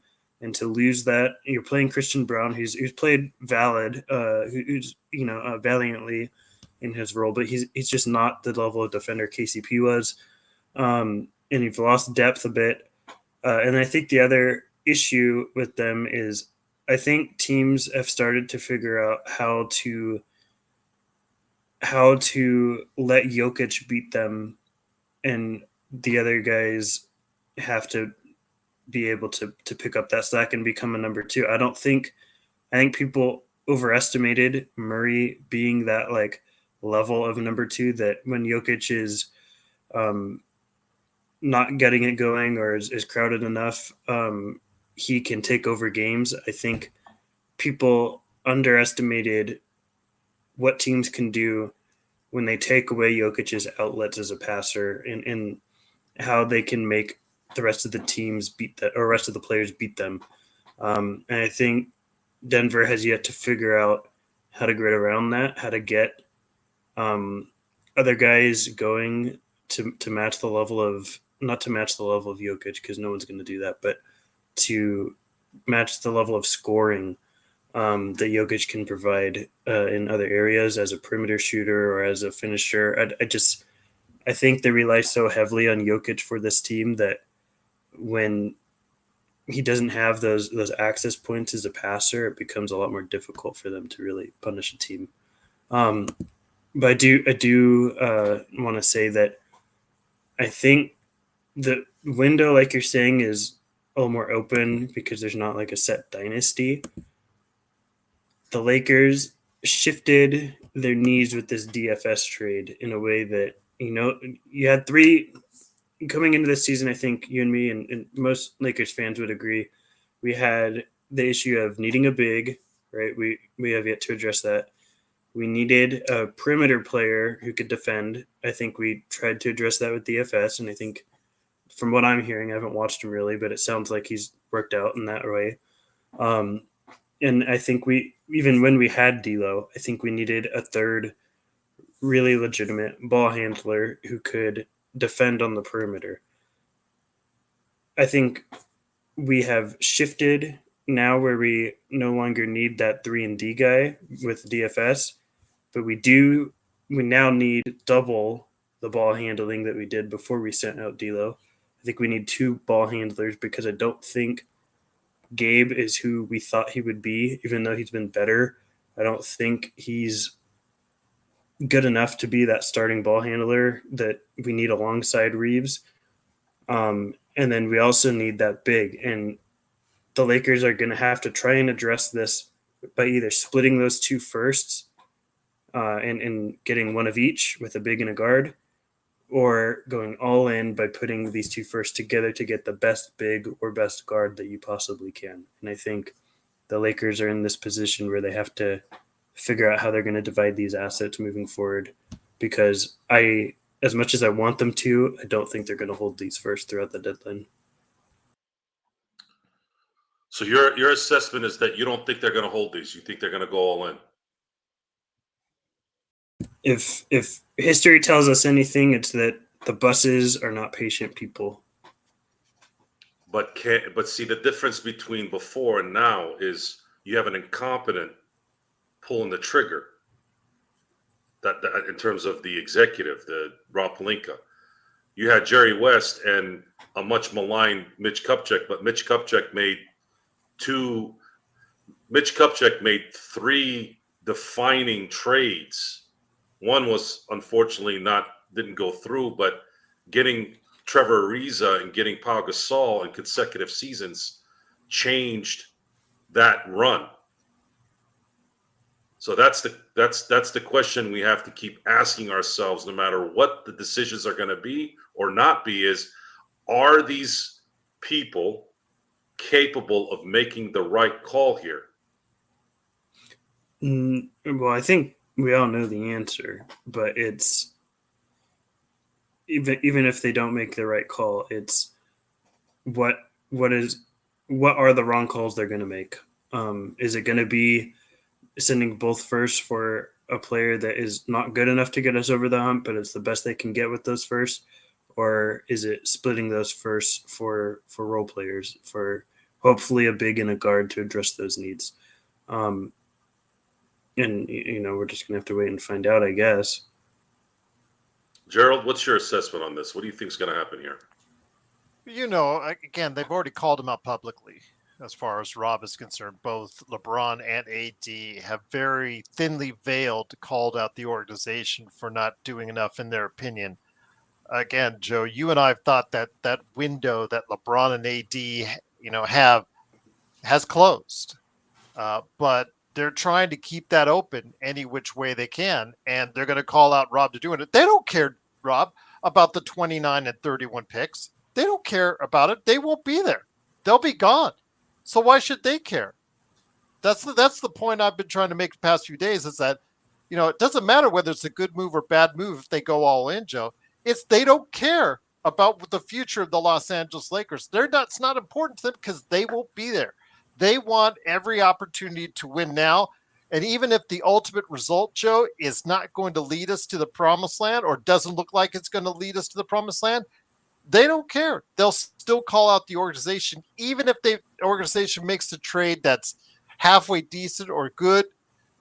And it doesn't get the job done. It'll still be that way until LeBron and AD are no longer members of the Lakers. It's just going to be that simple. Where LeBron is more upfront with his passive aggressiveness on social media and whatnot, and then AD every now and then telling you either in a press conference at the end of the season or as he did with Shams Charania the other day, telling you his displeasure with certain aspects of the team, which is fine. They're star players. They have that right.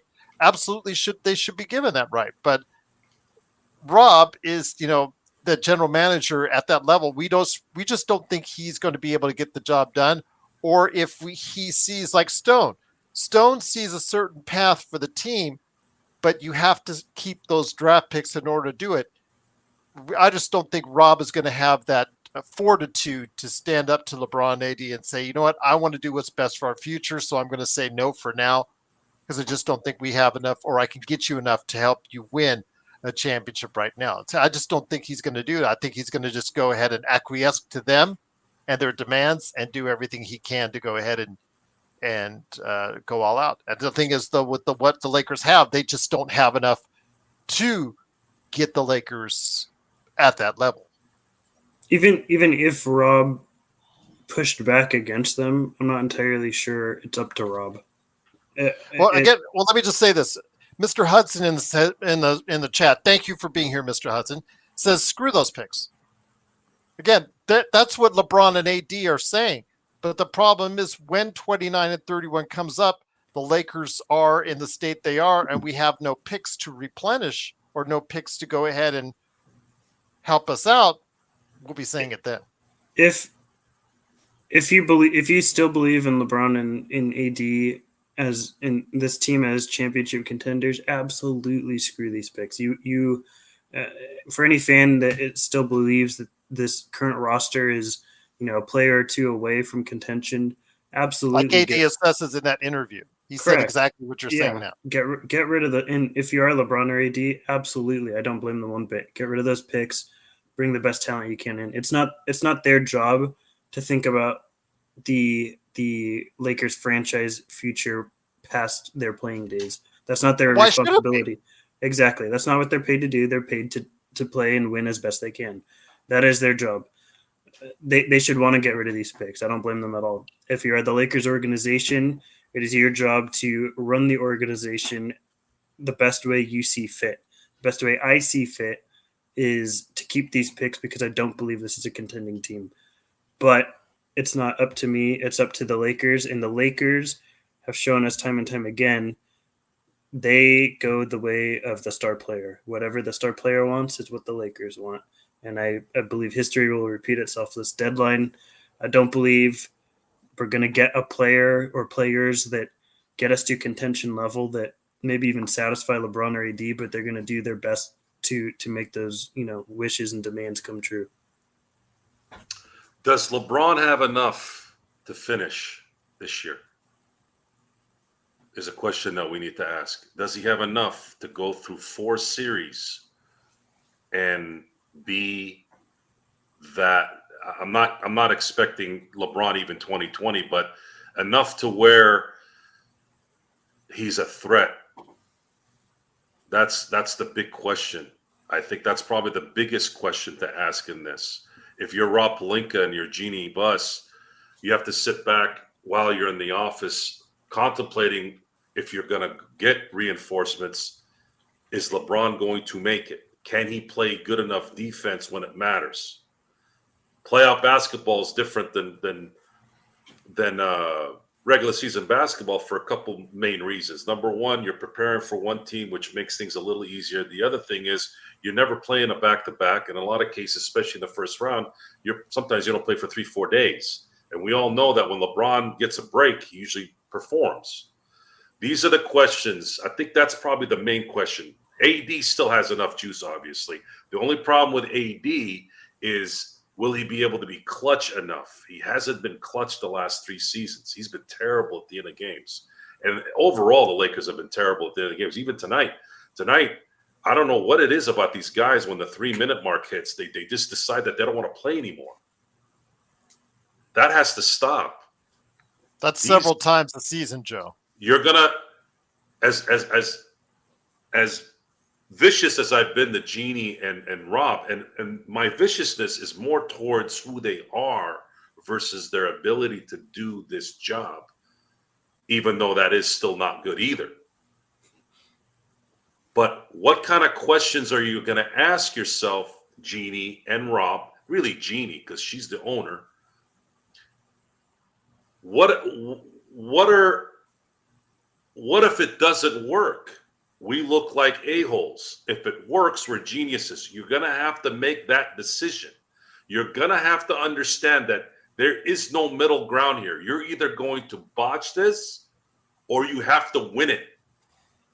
There is no loss. Not even a 7-game series in the finals will make up for this. So if you're going to do whatever it is that you're going to do to compete for the title, you have to understand that you're going to risk a lot for a small shot at winning it. And the only way you're going to look good is if you win it all. If you don't, it's sayonara, and you're going to be in a very bad position here in about 4 or 5 years, unless those things are protected really well, which I don't know. I don't know what those protections would be.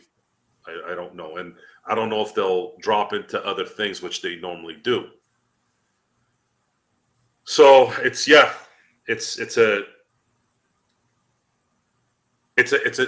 difficult look. I'm going to use the football. I know you. Did you watch the games this weekend at least, Stone, at all? The Football? games? Yeah. No. Okay. So normally you get a lot of whose fault was it in the game, right? And the quarterbacks usually get the blame. But this was one of the few times that the quarterbacks in both of the losses were not a detriment to their team. They were not. It was unfortunate that teammates of theirs let them down. Either they fumbled it 3 times in the game that cost them 21 points, or the last second throw was completely dropped when it would have been a first down, and it would have continued. So in these, I want to put ourselves in that situation because I want to make sure that everybody understands this. There's a difference between botched and somebody jacking you up.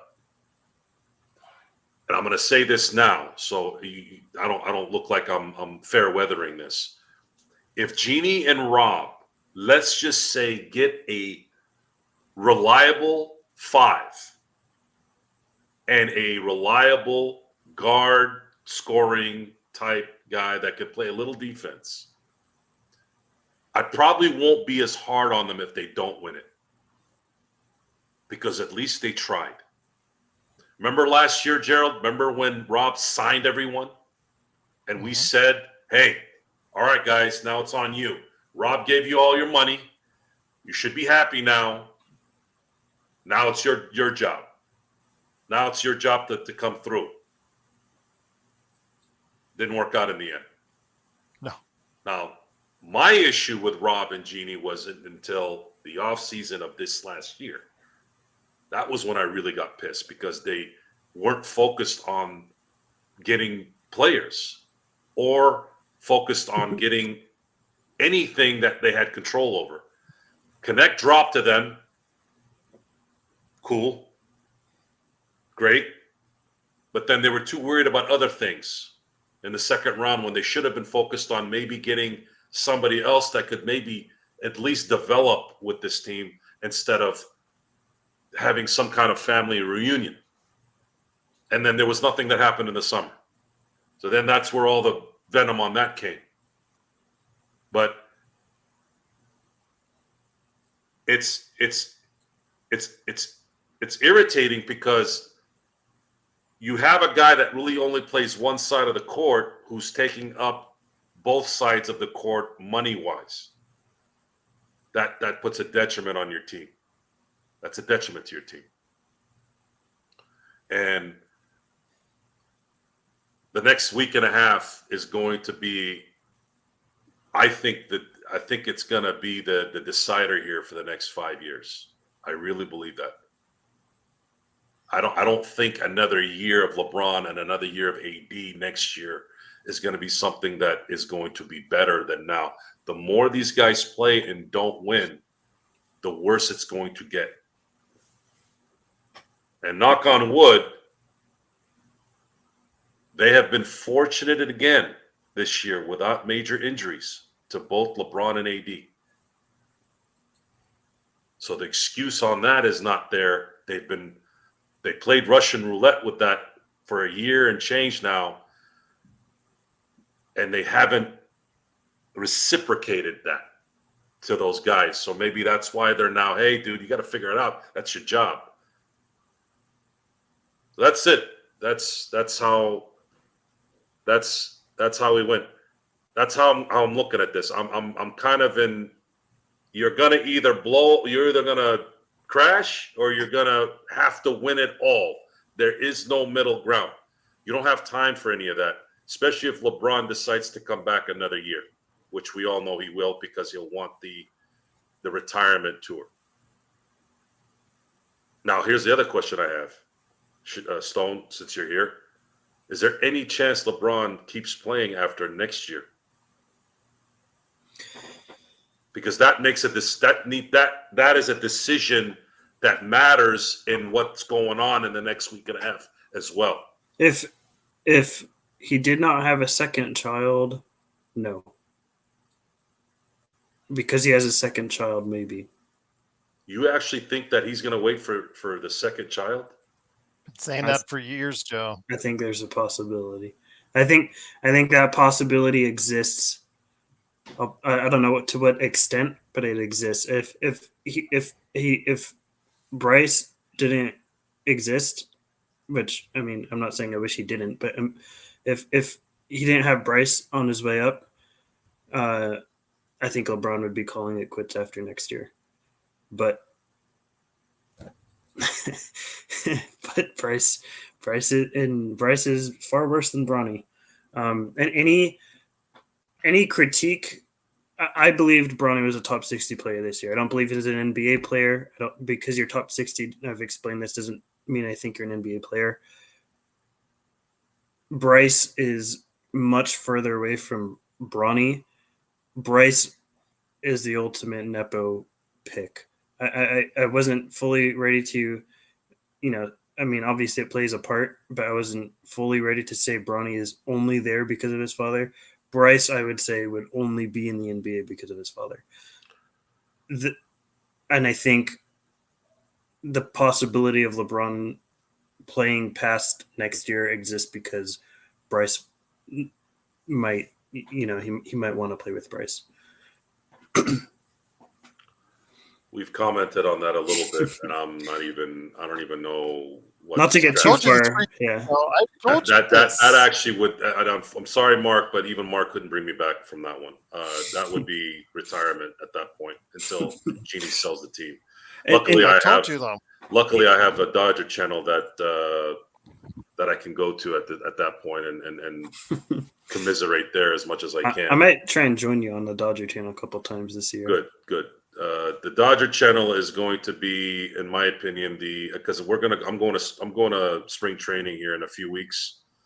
Empire Jeff and I are going to be doing a show out there as well. I'm going to get my feet wet a little bit on getting the setup, and yeah, this next week and a half is going to probably say a lot about what the next 5 years is going to be. I think it's definitely. Yeah.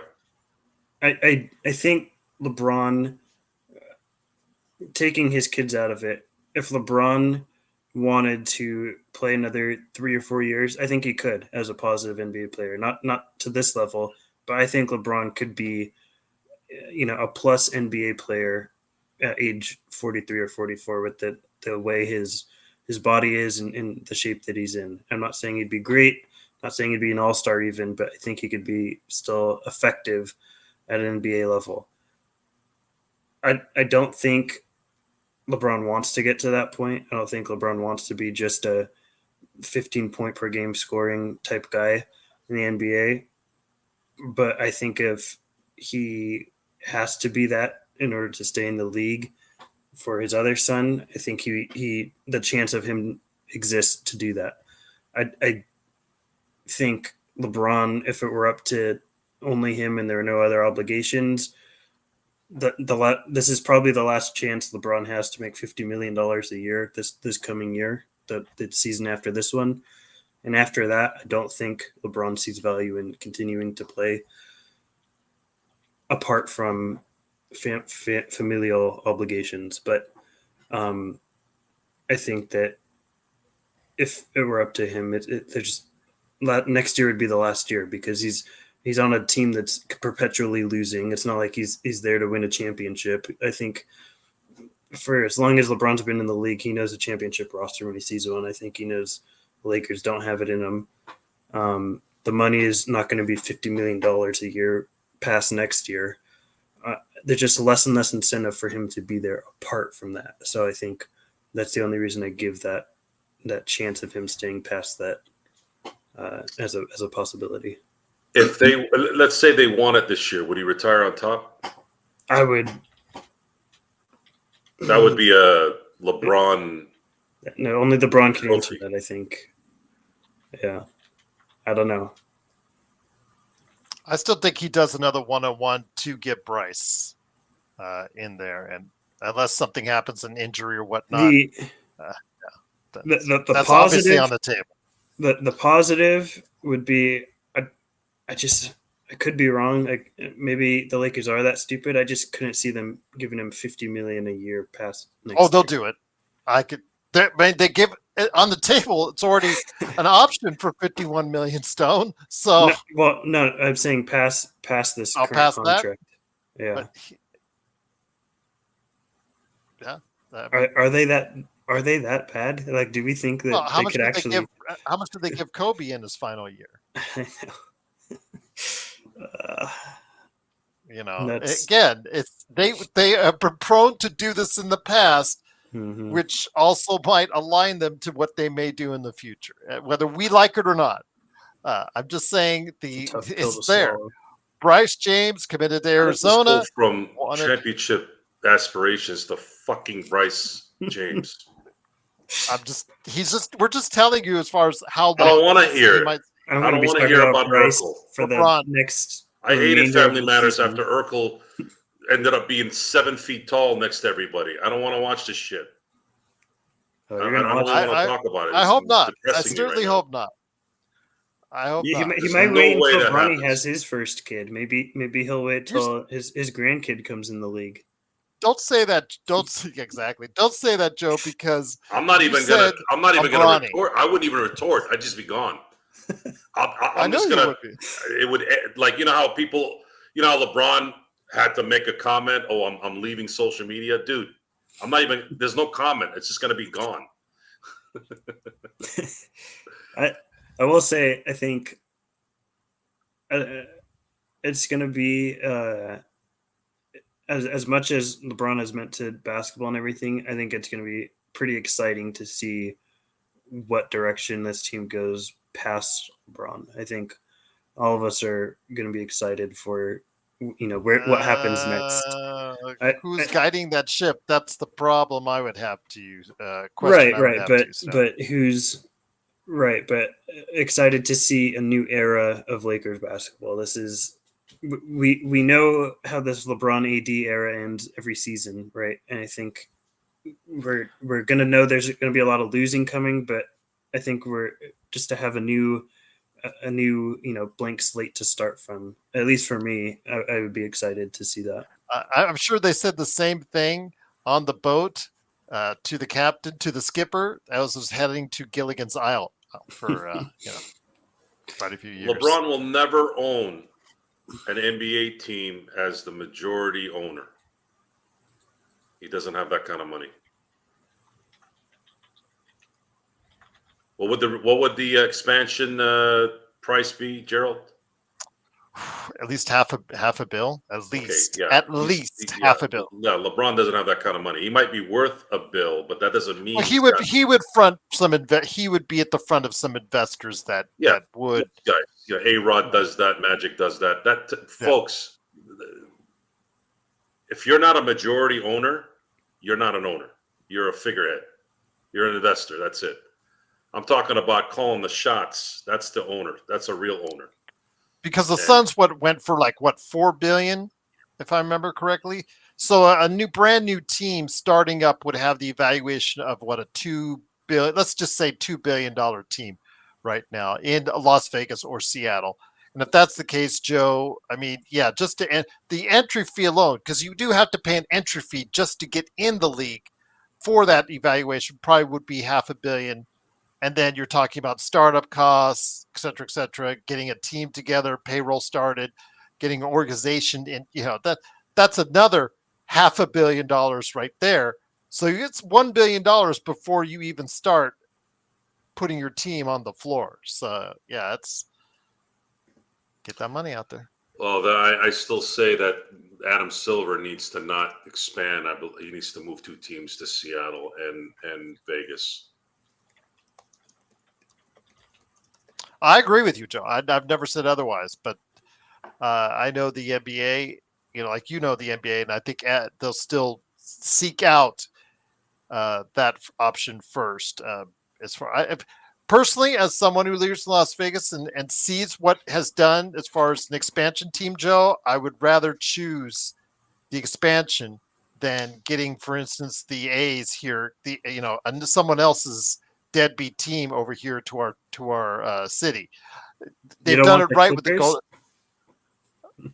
Well, I mean, they're in that toilet bowl now, the Intuit Dome Stone. So I don't think I know it was said in the if you look at the NBA attendance that they're last in the league in attendance in that Intuit Dome, but the price that they're charging per game or per seat, I bet you more than makes up for whatever they're not getting in that arena compared to other teams right now. But I just from scratch, I mean, the success of the Golden Knights tells us in Las Vegas that an expansion team would be the best option for us. And I know that they're talking about building a arena down on the other side of the strip because they don't want to they don't want to share the T-Mobile. God forbid they would want to do that.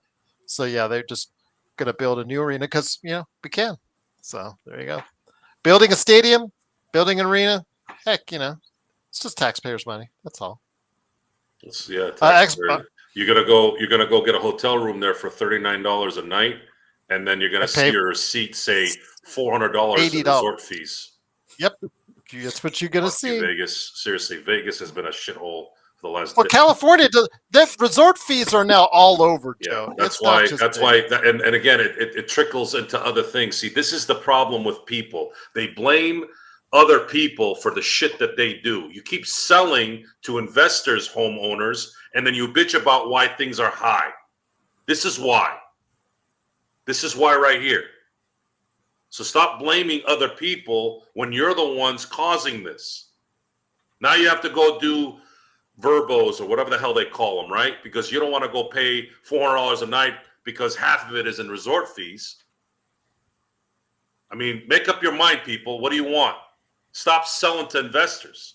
I had a nice lady, a potential client that I had. What was that? Unless you're Genie, then sell to investors. Well, here's the thing, Stone. The guys that own 27% right now, which are the Guggenheim partners, they're not just investors. They are machines in business. What they've done since 2013 with the Dodgers is, I mean, it's as close to Dr. Buss. The only thing with Dr. Buss was he was winning championships the moment he got there. The Dodgers didn't, but then there was circumstances that were unique in that they were cheated in 17 and 18. People don't talk about 18 enough, but they were cheated. They should have had 2 more World Series by this time. They have not. They have won a division title every year except for one. And even that year that they didn't, they ended up beating the division winner in the second in the NLDS. So, I mean, what they did in this offseason and last offseason is just it's gotten so bad with the media. I don't even think it's the owners. I think it's just made up stuff by the media that they're now talking about. Well, something needs to stop here. Mind you, most of these guys that they've gotten in this offseason took less money to come to LA. But there's a narrative, much like the narrative with Kansas City, that these guys are getting special treatment. Again, I heard this for 20 years with the Patriots. It's like losers talk about winners. Winners win. That's how it works. And not enough of that is going on because jealous losers, jealous complainers are always going to get more attention because there's more of those rats out there. Rats are always going to get more attention than a bobcat or a coyote, right? Because they trickle around and underneath things and all that, whereas a coyote or a bobcat in the area, it's 1 usually or 2 here and there. But rats, they can get in under your sheds and under stuff that and multiply. So that's what this is. It's become, oh, these guys are winning too much. Oh, they're getting everybody. That means somebody's cheating or it's not fair and all that bullshit. But those same people that complain will sell their house to an investor because they pay him more money. And then they'll bitch about why milk costs more and all that. Why do you think this all costs more? Because you're not selling to people who are needing a home, a family. They have no shot. So just kind of the whole Vegas thing, I really, really got, I don't like children being collateral damage to your scam. When we were there a few years back for an event, you had 304s skanks. I don't know. People are trying to tell me not to use the word skank. 304 apparently is the call sign for you know what's. Walking around in the daytime. I know it's Vegas, but you also promote families. And there's a dance competition for children there. You're promoting that. I'm not bringing them to Sin City because I want to go gamble and go see some shows, knowing, hey, man, this might not be a good place for kids. You guys are promoting a family atmosphere where there's a dance competition. I didn't ask you guys to book it there, yet you have a bunch of assless or chapless or whatever the hell is out there walking around in the daytime. If it was at night, I understood. Totally. I get it. In the daytime, you have people walking around with kids around. Like, where's your brain there? All your slots are almost like in the teens. You're just stealing money from people, from idiots. So for me, as I get older, the scams become more apparent, and then the voice gets louder because, and it's not just me, it's everybody. Food, what's been put in our foods and all this. It all trickles down to other things in sports, Lakers in general. The disdain for Jeannie is the information that we've gotten about how she conducts business, how Rob conducts business, and I have been the proudest Laker fan ever, even during the Kobe fiasco with not being able to get things set there when he was there. Like, even then, I wasn't necessarily on Mitch. A lot of people were, though. I remember talking to some people. I'm like, what do you want Mitch to do? What do you really want him to do? He doesn't have anything. The Kwame Brown, what are you going to get for Kwame Brown? Holy crap. Freaking guy pulled a black rabbit out of a hat with that one. And now, I don't know. The behind the scenes stuff has gotten me kind of irked with them. And how do you make up for that? I don't know. Win basketball games, I guess. I can look at the bad stuff that they do behind the scenes. In the end, it's about winning. And it's a rough industry, and it's rough when you're a Laker fan. It's rough when you're the Lakers. You've built up an excellence that you can't veer off. You have to maintain it, and within reason. Again, I wasn't upset during the post-Kobe era. We had to do what we had to do. I never was derogatory to really much at that point either. I'm like, well, what do you want them to do? They have to lose now so they can get these picks. Otherwise, what are you going to do? You can't get Carmelo. You couldn't get Aldridge. You couldn't get Durant. Okay, well, if none of these guys are coming, what else is going to be done?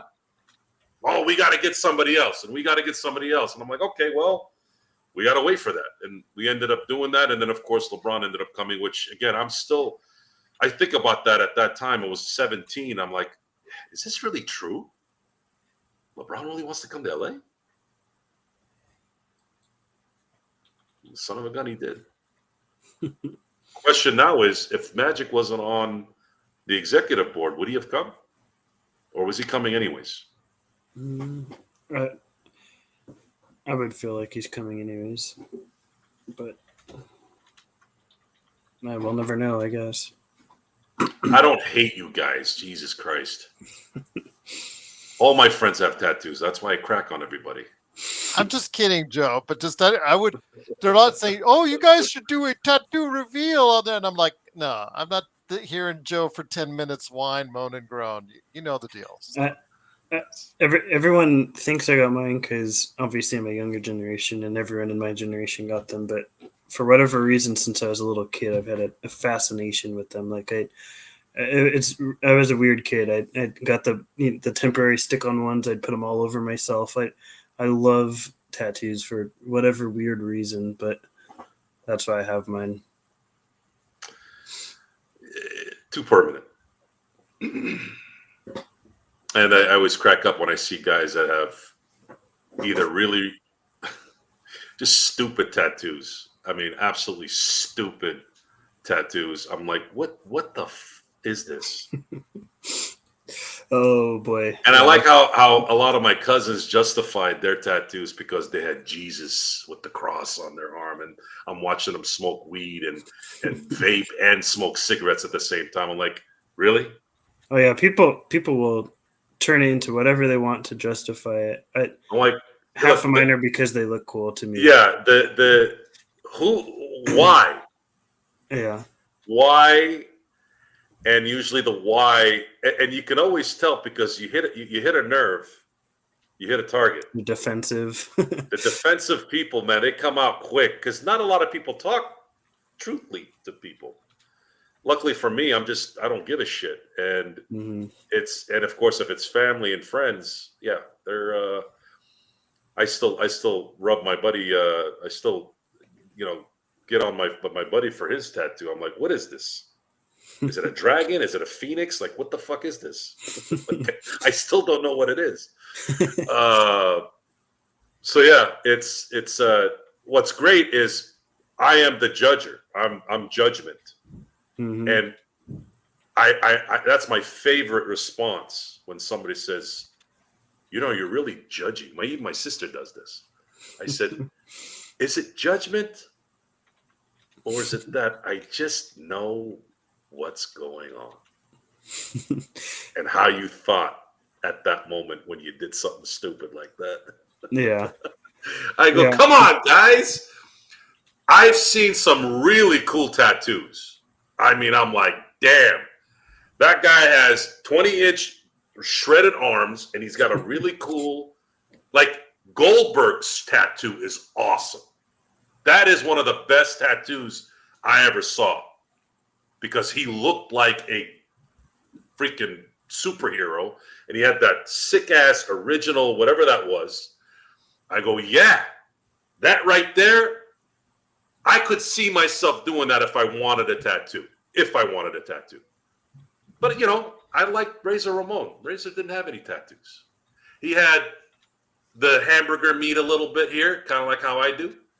And he was as cool as shit. I'm like, that's what I identified with. Especially when he became Scott Hall. Because obviously I'm not going around talking with a fake, really bad Cuban accent. At the time, I didn't know any better, and most people didn't. Of course, you run into a couple Cubans. They're like, dude, Razor Ramon was butchering our entire country with that that Scarface voice. But anyways, boy, did we I wanted to take advantage of Stone being here, so we went through a few things here. I like it when Stone is here because he's informative. Yes.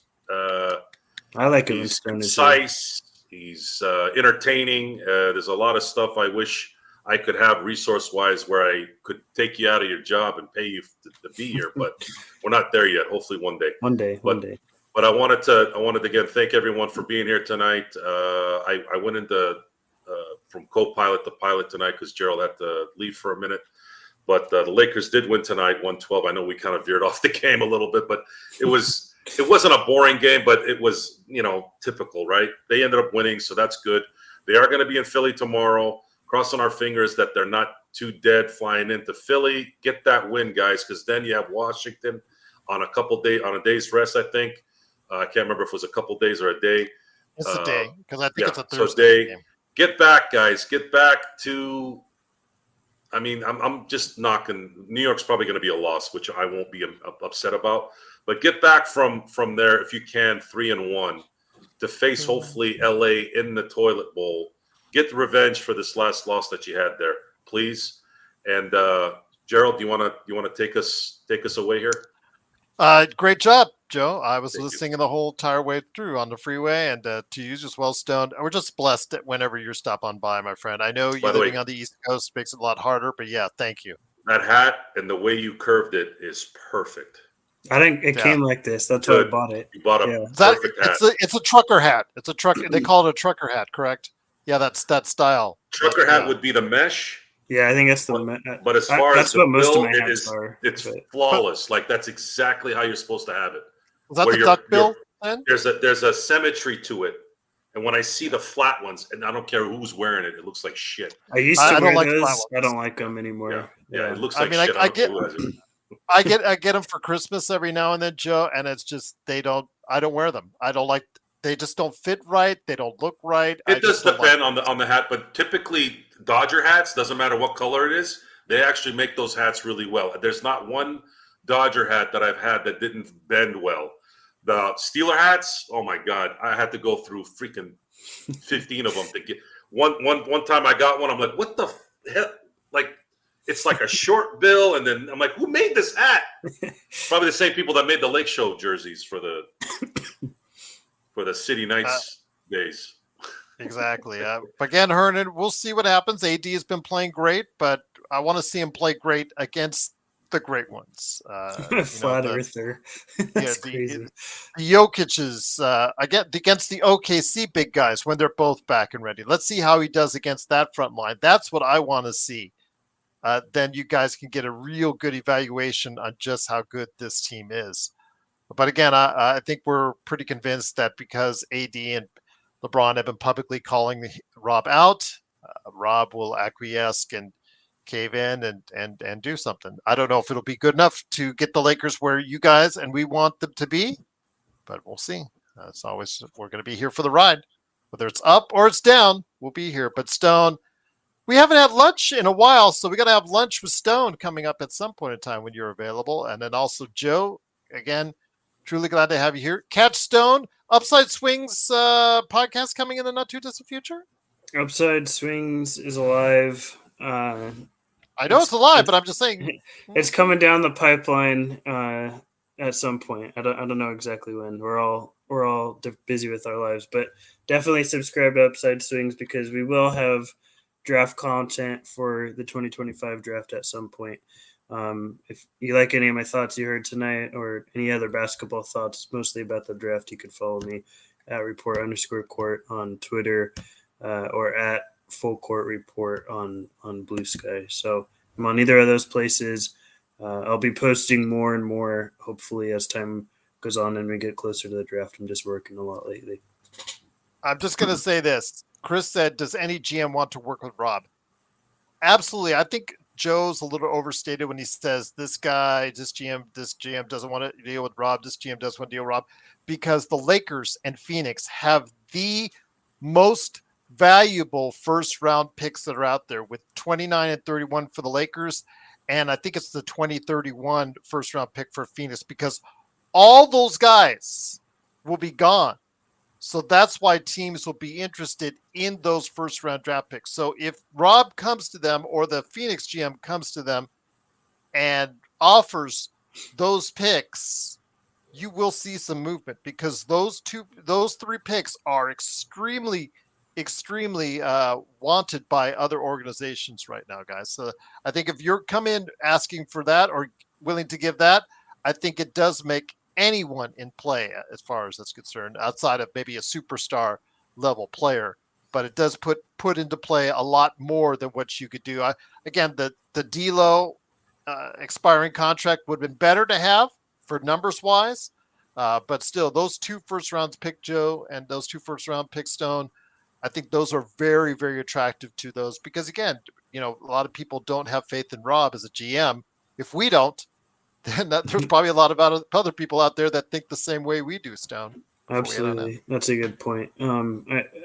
Teams are going to want to that's why if you look, the Suns just traded one first round pick for 3. And I saw some people who maybe don't follow basketball as closely be like, why are they trading one first for 3 firsts? Because teams are pinpointing, teams know that there's more value for some first than others. Teams are well aware of this. So those Lakers firsts are pretty valuable, I think, in most GM's eyes. And I would say that they're worth more than people might think. And I do, before we sign, I do want to say the ticker. I love the ticker on the bottom for the faithful that are still here.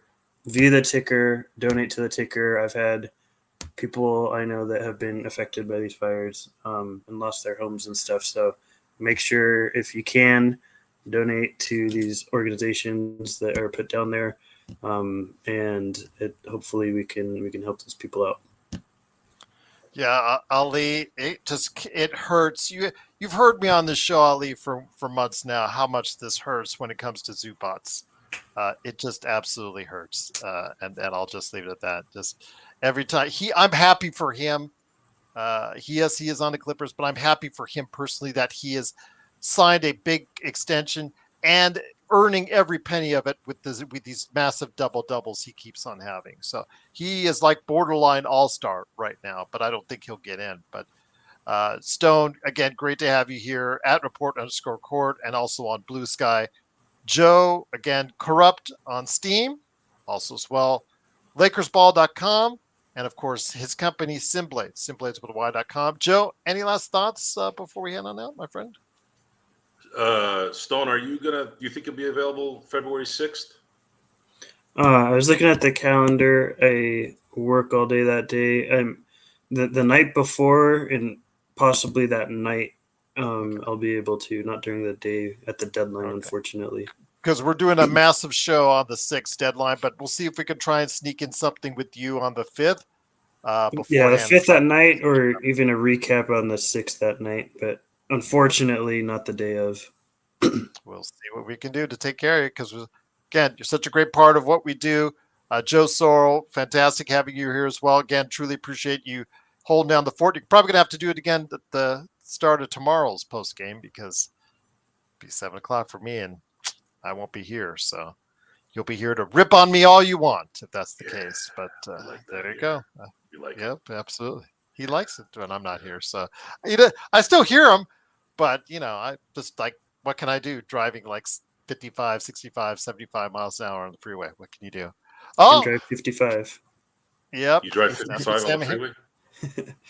only in a rush hour traffic. That's all I'll say. Actually, you know what? I drive at the speed limit. That's my story, and I'll stick to it. Although my computer on my car will say otherwise. All right, we got a last minute question from Robert Wheeler. What are the odds of that happening? They're still very high. Do you still feel the Lakers will go 4-2 on this road trip after the win where AD played? Yes, I still would think they'll go 4-2. And if they don't watch out and they lay an egg tomorrow, it will be even worse. So If they win what do you tomorrow, think, for Joe? sure. Yeah, if they win tomorrow, it's 4-2 for sure. But if they lay an egg tomorrow, it'll be 3-3. What do you think, Stone? Yeah. People are not going to like it. I'm going to say 4-3, or sorry, 3-3. Really? 3-3. Okay. Yeah. That means I they're still losing said tomorrow. 4-2. I said 4-2. That means they're losing tomorrow, according to you.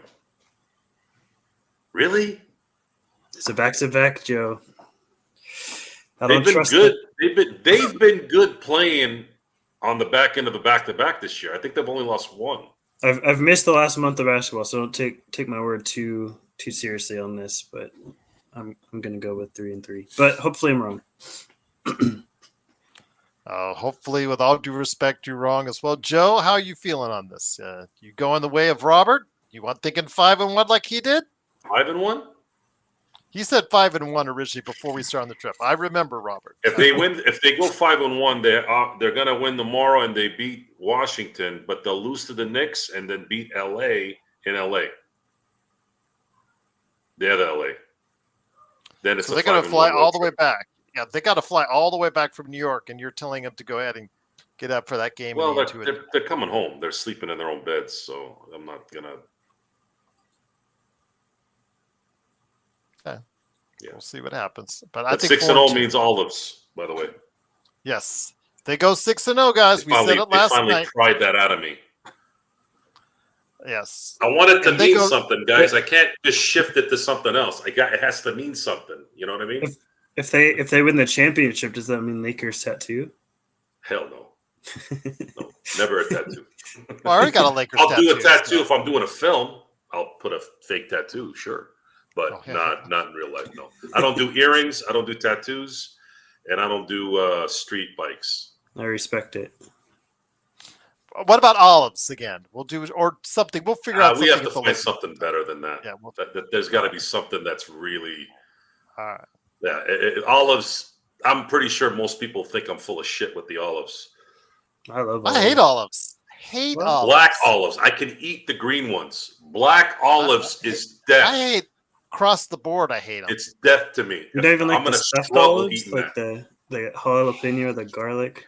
I can only eat them with their like a whole bunch of other stuff on a pizza, and like the olives are like intermixed there. But you can like All put a olives pepperoni with- over them or something like that. So there you go. So That's yes. That's me with tomatoes, so I can't. Push back. No, Chris. No, please. No pineapple. I don't know what the hell that is. Oh, pineapple on pizza is awesome. Yes, It I love belongs. It belongs. I got nothing. I got nothing from it when I took a bite. I was like, "What? Hawaiian is this? pizza is awesome. Hawaiian pizza is awesome. Pineapple on pizza, I'm a full in. Oh yes, Bacon I and know that there's pineapple.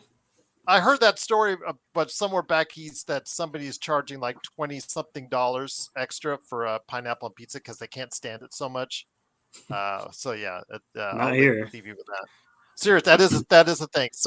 The owner of a pizzeria hates pineapple on pizza so much he will charge you like $20-something extra for it. That's crazy. There you go. But we will eat olives if the Lakers go 6-0. There you go. I'll eat olives just for the fun of it. I'll eat olives if they lose the rest of their games. There you go. We'll see. Once again, it is, of course, the Lakers Fast Break. Catch Stone Hansen at report_court. His show, along with the great guys at the Upside Swings NBA Draft Podcast, and also on Blue Sky as well. We're on Blue Sky. Go ahead and, I don't know that moniker. Just type in Lakers Fast Break and you'll get it. But Lakers Fast Break on Twitter as well. Want to mention that Joe Sorrell again, Corrupt, COREUPT on Steam. And, of course, Symbolates and also LakersBall.com. Robert says if Lakers win the chip, Joe has to say LeBron is GOAT, whether he believes it or not, while wearing a custom T-shirt that says LeBron's GOAT. That's lame, Robert. You should have If put Lakers win the championship, Joe has to wear a Bronny jersey for that. That's season. what I was hoping. Yes, I was just gonna say that, but yeah, Joe has to put on a Bronny jersey. There you go. All right, and with that, of course, the Lakers Fast Break. Thanks so much again for joining us. You got 2.5 hours of today. What will you get from us tomorrow? Including the 5 hours of Lakers coverage today. How much more will we get tomorrow? We'll find out as the Lakers head into Philly to face off against the Sixers, and we'll bring it to you right here at the Lakers Fast Break Podcast.